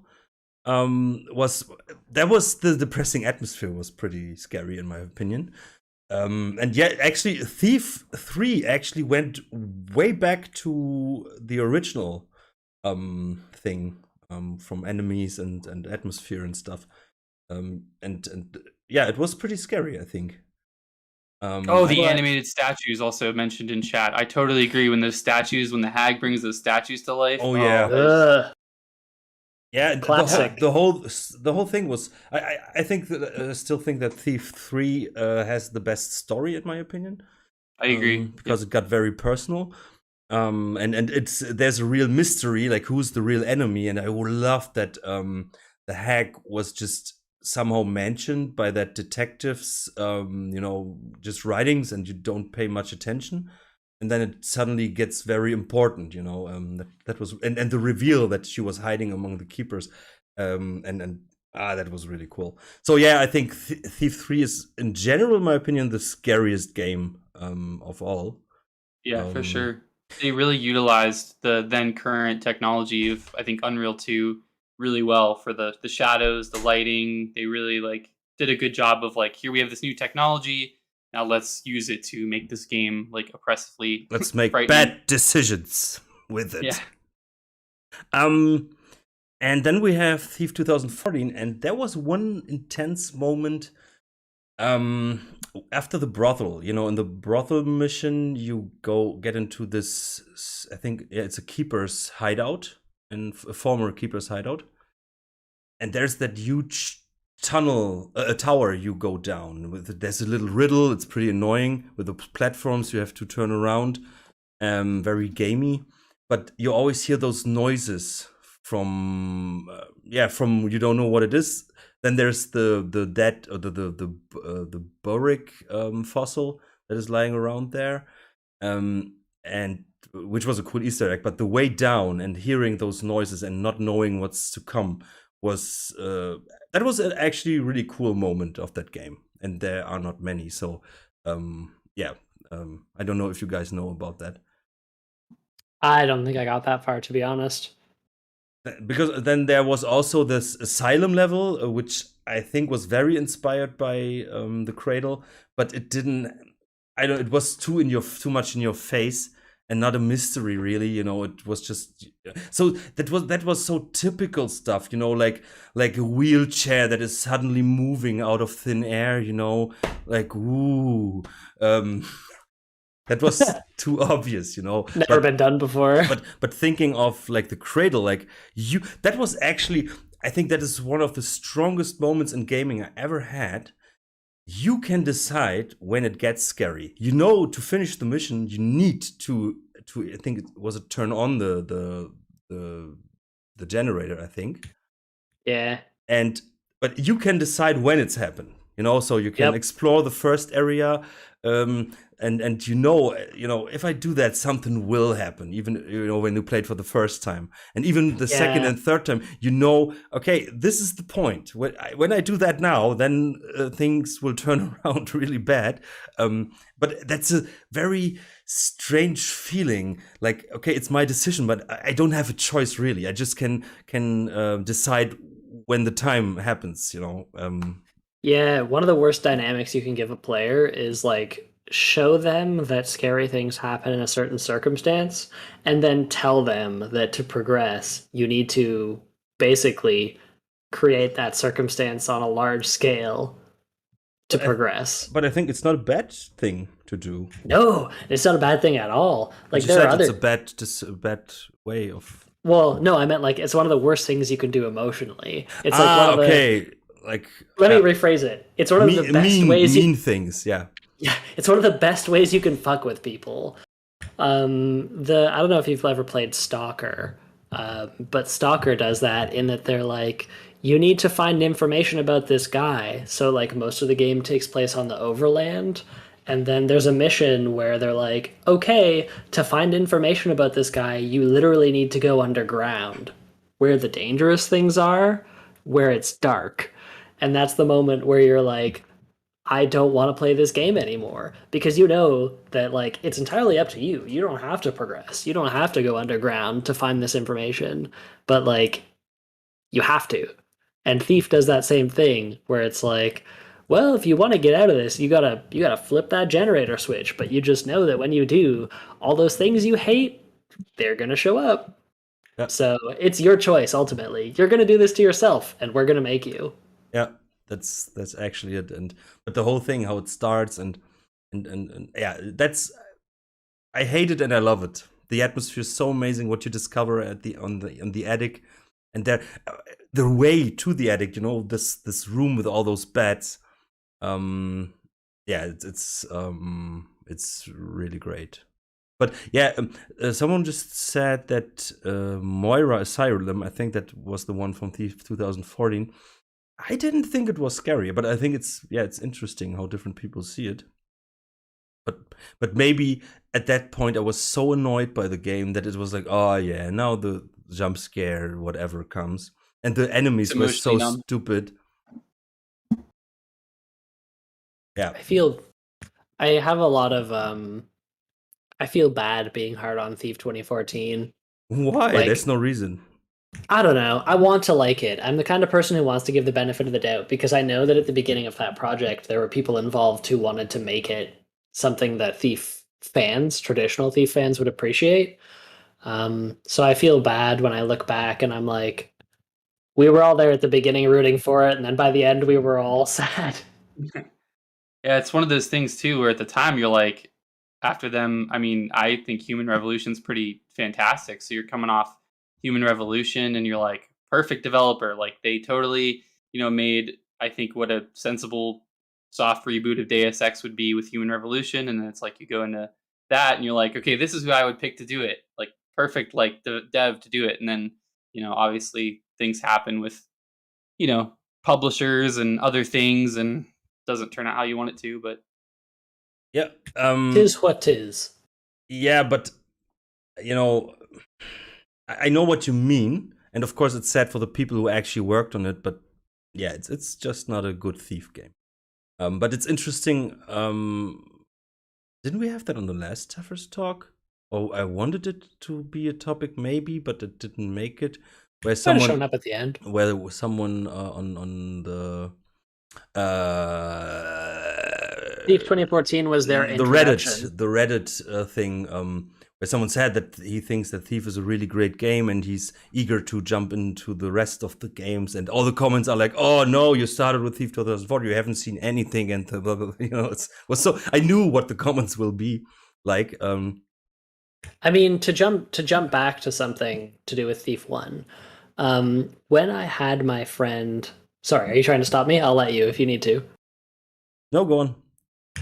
When I had my friend play Thief 1 for the first time, I said to him, you need to play the earliest fan missions first so that you can appreciate them for the advancement that they had over the original campaign. I think you told that story already 2 times. I'll tell it again. But the short version is that I had him play Broadsword of Sheol, and he gave it a bad review. And the reason he gave it a bad review was because he'd played newer fan missions first and been spoiled. He played like Rose Cottage and stuff. So he wasn't able to see why the level design from that mission was what it was and why it had introduced a whole bunch of new concepts to fan missions that hadn't been played before. And I think that in a weird way, because the bar is relatively low for Thief 2014, I think it's safe to say, I think that in kind of a weird way, it can be an interesting introduction to the series if you go back and you play fan missions and you see what the community has come up with. Because I think that we can all agree that the community has definitely come up with more compelling designs than Thief 2014. So if you play Thief 2014 and then realize there's a larger, communal Thief with a lot more design choices than Thief 2014 had. I think that that's very interesting. So I don't know. I kind of get behind that. Pretty sure that you already told us that at least one time on the podcast. There's the second time. Next time will be the third. Having a deja vu here. This is something to do with me liking old stuff and going back to it all the time. This is a Seth problem. So then on our community Discord, there was this strange guy, never heard of him, Alderith VK. Who the heck? Don't know who that is. Yeah, he's from Canada, working in the games industry. I don't know. Weird Strange maple dude. syrup guy. Yeah, and he sent us this letter. And he said, designing new enemies, gadgets, weapons, and loot ? For Thief. I just named it so that it's just a bit shorter. I just named it New Gear for Garrett. So yeah, Seth, since it was your call, so you must have had some ideas, or not? I definitely have some. So we all love rope arrows, right? We all agree. I like the climbing gloves more. No, kidding. Yes, of course, we all love. Jake likes the climbing gloves. I'm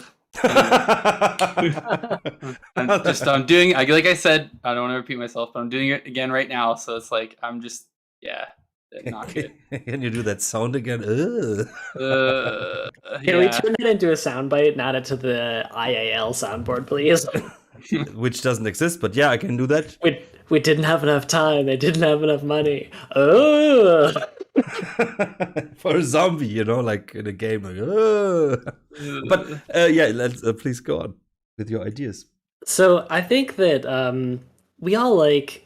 all of us, with no dissent, the like whole world arrows. loves rope arrows. Yes. Yes. I think rope arrows are probably the place that Thief could have done the most innovation, and I'm kind of surprised that we didn't do more with them than we did. So like, I think the natural progression of the rope arrow is a grappling hook. I don't really care if we frame it as a new tool or not, but I think that we could do interesting things with the rope arrow or / new grappling hook feature that would allow players to do more interesting jumping puzzles than they previously did. And I also think it would be really interesting to give the player the ability to move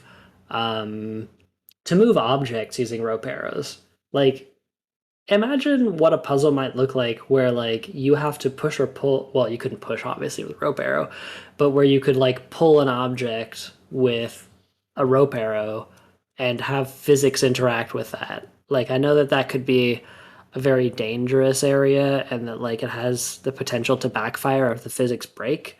But I think, given where we are with games now in 2022, I hate to say, whatever year that is, I certainly don't live in that year, but I think that we could do some really interesting things with rope arrows with the physics that we have now and design some really interesting puzzles that are either movement puzzles or, like, for the player, asking them to use motion and inertia to move Garrett around, or asking them to move objects in the world around to like activate pressure plates or, I don't know, knock guards out with a falling statue or whatever, that I just think we haven't seen yet.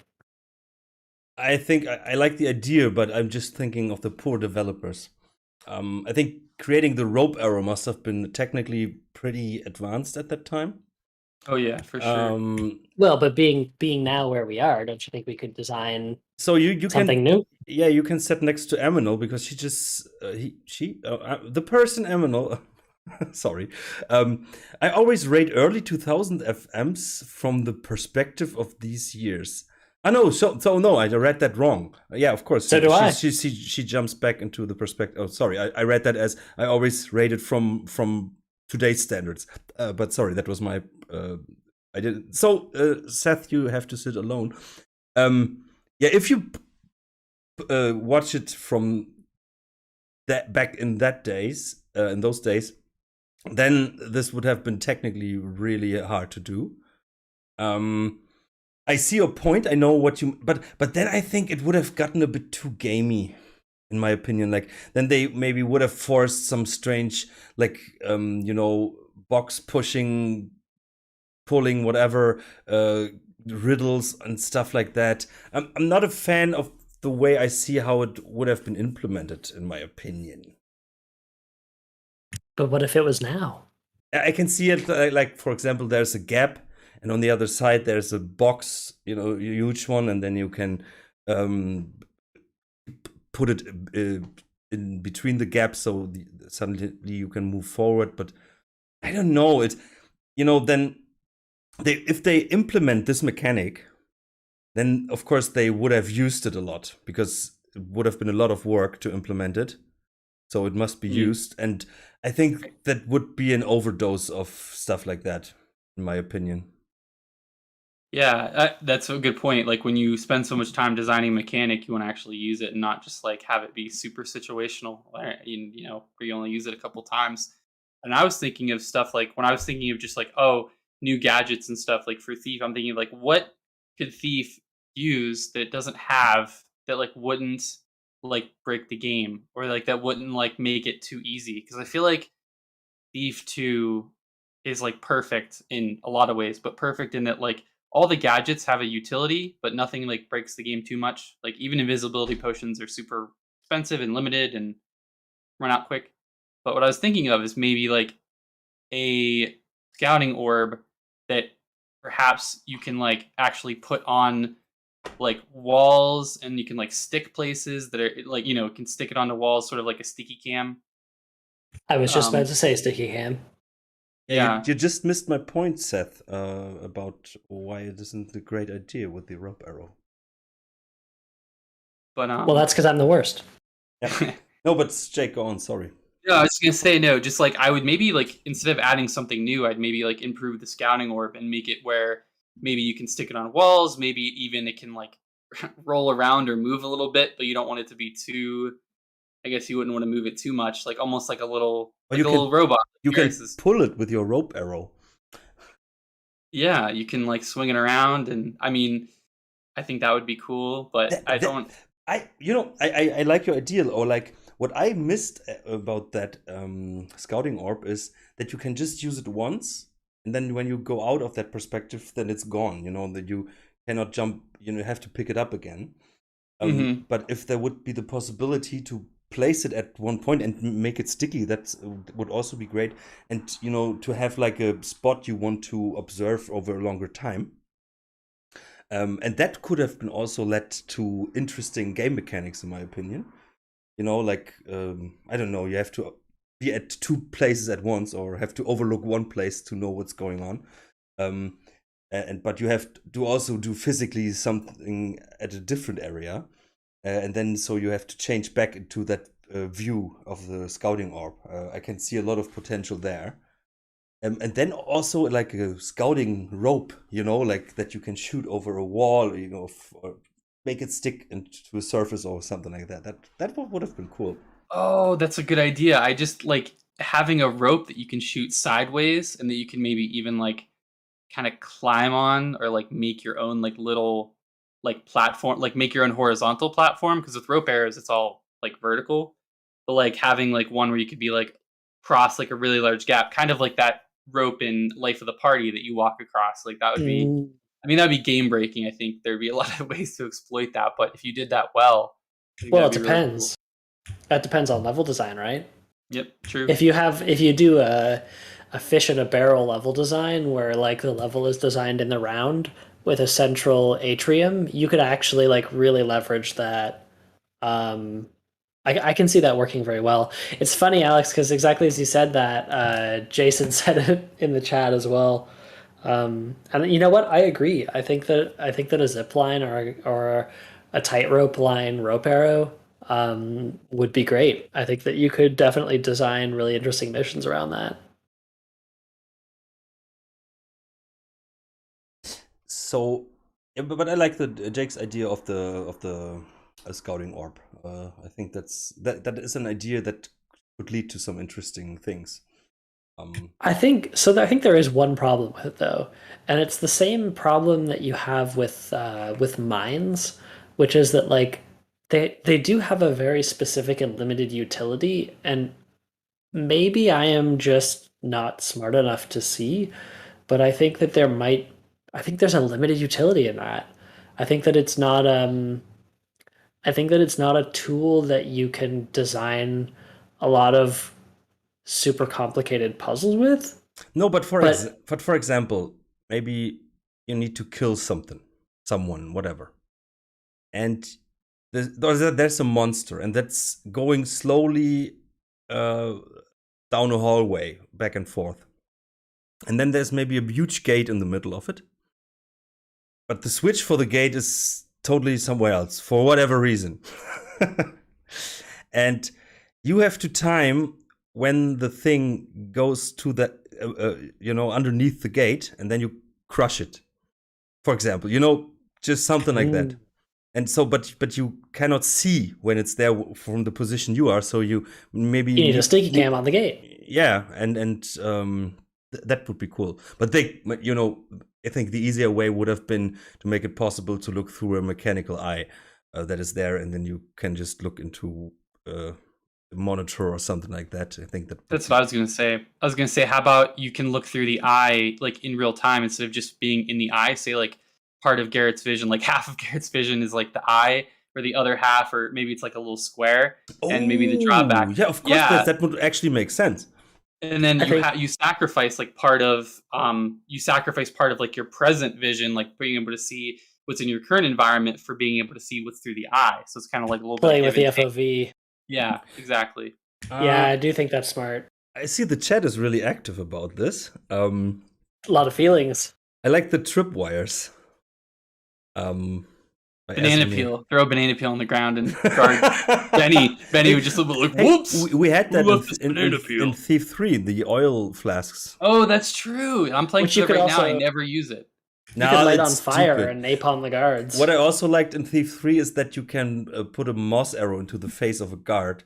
Yep. That's what I was gonna say. Yep, honestly, I think I'm doing that a lot. So that's right. That's in line with like T2X, right? Which is like every arrow has an alternate special use that you might not have originally considered. T2X does it by like fully transmuting the arrow, but I think Thief 3 did that in a very interesting way by being like, here's this formerly mostly useless arrow. Also, you can choke guards with it. It was mostly useful. It's one of my favorite arrows, actually. It's underappreciated for me by far, but like honestly, when you could start choking guards with it, I was like, I see a real use for this. No, although I think there's a problem in it, like, yeah, Garrett running around shooting arrows down people's throats. So the oil flask was stupid in my opinion, and the new mechanic with the mouse arrows as well. And what I just wanted to say is, in some fan missions, and there was a certain time where stuff like that was done a lot, suddenly you had those extra special arrows like ice arrows, and I just played that new fan mission. I think you have those. I just played a campaign. It wasn't new, but I streamed it, and then you have dark arrows, and it's like, what's a dark arrow? Yeah, it's basically, you can shoot out torches with it. Where it's like, okay, I have something. I don't know. It doesn't work on electrical lights. Okay. So I don't see the purpose of it. I think it was just like for implementing something because they could do that now. Yeah, but ice arrows are not really fun, and I don't know if it's because it's like you are used to your gear, what you're used to, and maybe if they have been there from the start, suddenly you would appreciate ice arrows and use them in different ways. But I don't know. I think actually that the gear in general is very cleverly designed, and you have basically everything you need, in my opinion. A parachute, of course, would have been amazing instead of slow falling potions. Think of it. There is this very technically advanced middle-aged world, mid-aged world, But instead That's of funny. inventing a parachute, they invent a slow fall potion. You know, I Yeah, a don't piece know. of cloth would have been easier. Yeah, Sure. it actually, that would be something cool, in my opinion. I know from I the Patriot campaign, which I didn't like much, but they had this one mechanic where you have to grab an umbrella, and so you can slowly fall down a huge hole where That's you kind need. of funny. Yeah, it's interesting. The Russians. It was a Russian campaign. Yeah, that was fun.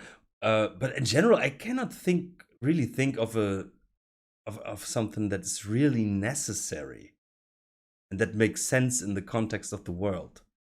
Well, I think the thing about Thief Gear is that it's designed for like the games that you experience it in. So you'd probably have to design new enemy interactions and new world interactions to justify new equipment. Glue That's why I glue arrows, for example, like that make the robots stick to the ground. what happens if you shoot a person with a glue arrow? Yeah, maybe then they're stuck to where they are, you know? They can maybe still alarm a guard that would pass by. I But think that there's some fun emergent qualities that can occur if you shoot someone in the face with a glue arrow and they choke to death and you accidentally kill someone. yeah, right. Perfect. There you go. I meant to shoot a moss arrow, I swear. But you were also mentioning like enemies and loot. So did you have any ideas on that? I haven't had any specific ideas about like loot. Um, I'm sure that we could conjure something up about enemies. Like, I don't know. Imagine if there was an enemy. It would be aggravating, but imagine if there's an enemy that could also make use of shadows. It's been done before. What's the mission where you're in a keeper stronghold? I'm sure Jason will pop up with the name like 10 seconds from now. But there's a mission where you play inside of a keeper stronghold, and you have to. I think there's four keeper assassins you have to deal with, and they have the same ability, or at least the developer was trying to make it seem like they had the same ability as you. Whereas whenever they went into shadows, they went semi-transparent, and it didn't make them completely invincible or invisible, but it made them pretty hard to notice sometimes. And I think that was a very interesting choice. It made it like it made me question like what the utility of other enemies might be if they could also hide and use the same tactics to their advantage that the player has. I feel like the assassins from Thief 3 might have been the that same. would make Garrett less special. That's true. Equilibrium. You know, See, that's his one thing, actually, you know, and then you take it away because everybody can hide in shadows now. Not everybody, but I think that there is something to be said for like Garrett has many abilities. I wouldn't want to see an enemy that had all of the abilities that Garrett has, but I would love to see enemies that have individual abilities that Garrett has. So like I'd love to see an enemy that can walk as quietly as Garrett has in certain circumstances.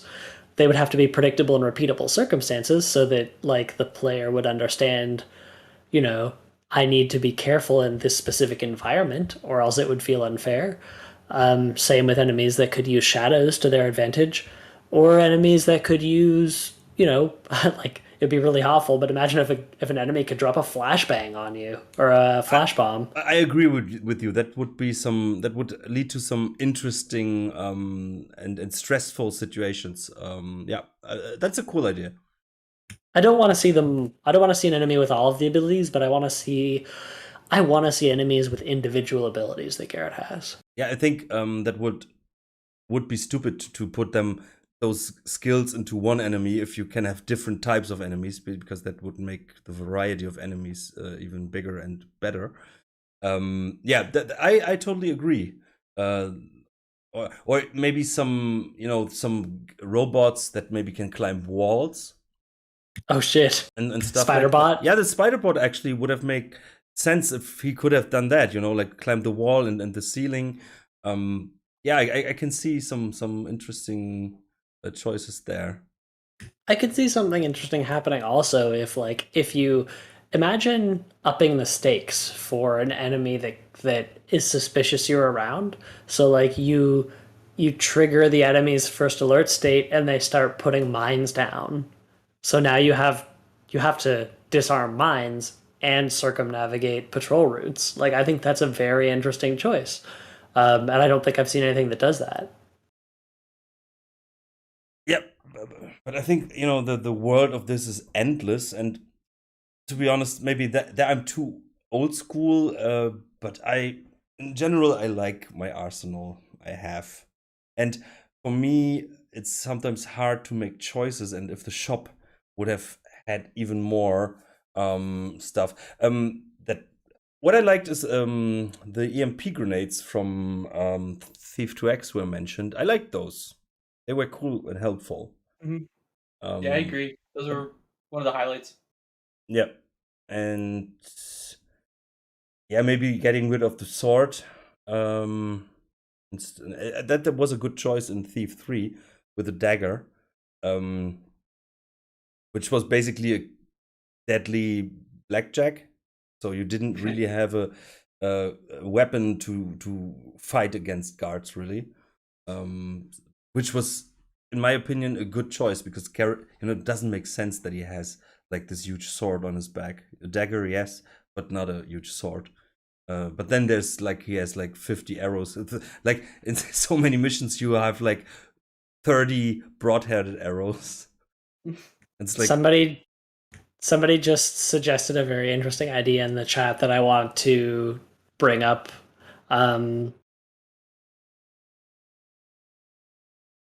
Namfrey Fulson mentioned, what if you could like hack into the robots and install a scouting orb on them, or just like stick a scouting orb on the belt of like a passing enemy? I honestly think that's very interesting. Yeah, that's what I think. That's what Jake's idea like it gave us ideas of how to use it differently, and that would also be a good choice. Or yeah, maybe like hacking into those things, and then you can first person play a robot and kill everybody. Or It's kind oh god. but that would give you interesting choice, not for killing, but maybe you could hack into the small children of Karis. Yeah. And then maybe there are maybe Explore. remote doors that just open for them, so you can get into different areas and do something there. I don't know, to give you progress. I think it's not a stealth game, but Blood Omen 2 had a mechanic. It's a Legacy of Kain game, where you could possess lesser enemies and like walk around as them. And I think that is a very interesting proposition for the player. Like, hey, you can very briefly be the thing you're trying to avoid and like access the level as if you are the guards. Um, I don't know what kind of limitations you'd want to place on it, like time or, whether there's a suspicion meter or whatever, but like I can get behind being able to possess or temporarily occupy the role of a guard. Hitman does that like really efficiently sometimes. Yeah, I agree. But I think then it would be less special. Like for example, where you are the Hemorrhoids Novice in Thief 1. That was really cool, something you remember, and if you suddenly can do something similar once in a while, yeah. But I have to say I'm for like maybe getting coming to an end. Jake has to leave soon, and I think we don't want to overstay our welcome, if that's okay for you. Because for me, it's like, okay, now we can think of everything now. There's so much, but I don't see us coming to a point. I feel like new gear for Garrett could be that topic that we save for every episode at the end. Like, so what did you come up with since the last time? I was just thinking because I think we didn't do it justice. But I think that it's very interesting. So that's a very good idea. So what did you come up this month or whatever? Yeah. Let's keep that in mind. That's a cool idea. We'll ruminate on it. So it's your job now to remind us of it. I'll do my best when I'm out and about at the antique mall and I see something. Great. So Seth and Jake, thanks for doing this with me, and thanks for this very active chat today, and the listeners. Thank you very much. I think this was the most active episode by far when it comes to chat and stuff. It's maybe Sunday is the better day for the podcast. I don't know, but one thing I think I should have said it at the beginning. The podcast won't be available on the podcast apps for a while for monetary reasons, because the provider costs me some money. And at the moment, I have to look where to put my money. And the podcast provider is one thing I had to quit at the moment. Understandable. So, I was thinking of like a Patreon or stuff like that. But then I was like, nah, I'm not begging for things. And there's always YouTube. Yeah, on the other end, podcast apps are really convenient. And I know that several people like it, to sit down with their phone and put their headphones in and just, relax and listen to it, or while doing their things in the house. But hey, that's at the moment, it's just YouTube. Sorry. Thank you, TAFFERS, for listening. Thank you for joining us, and I hope this was entertaining. See you next time. Bye. Bye-bye.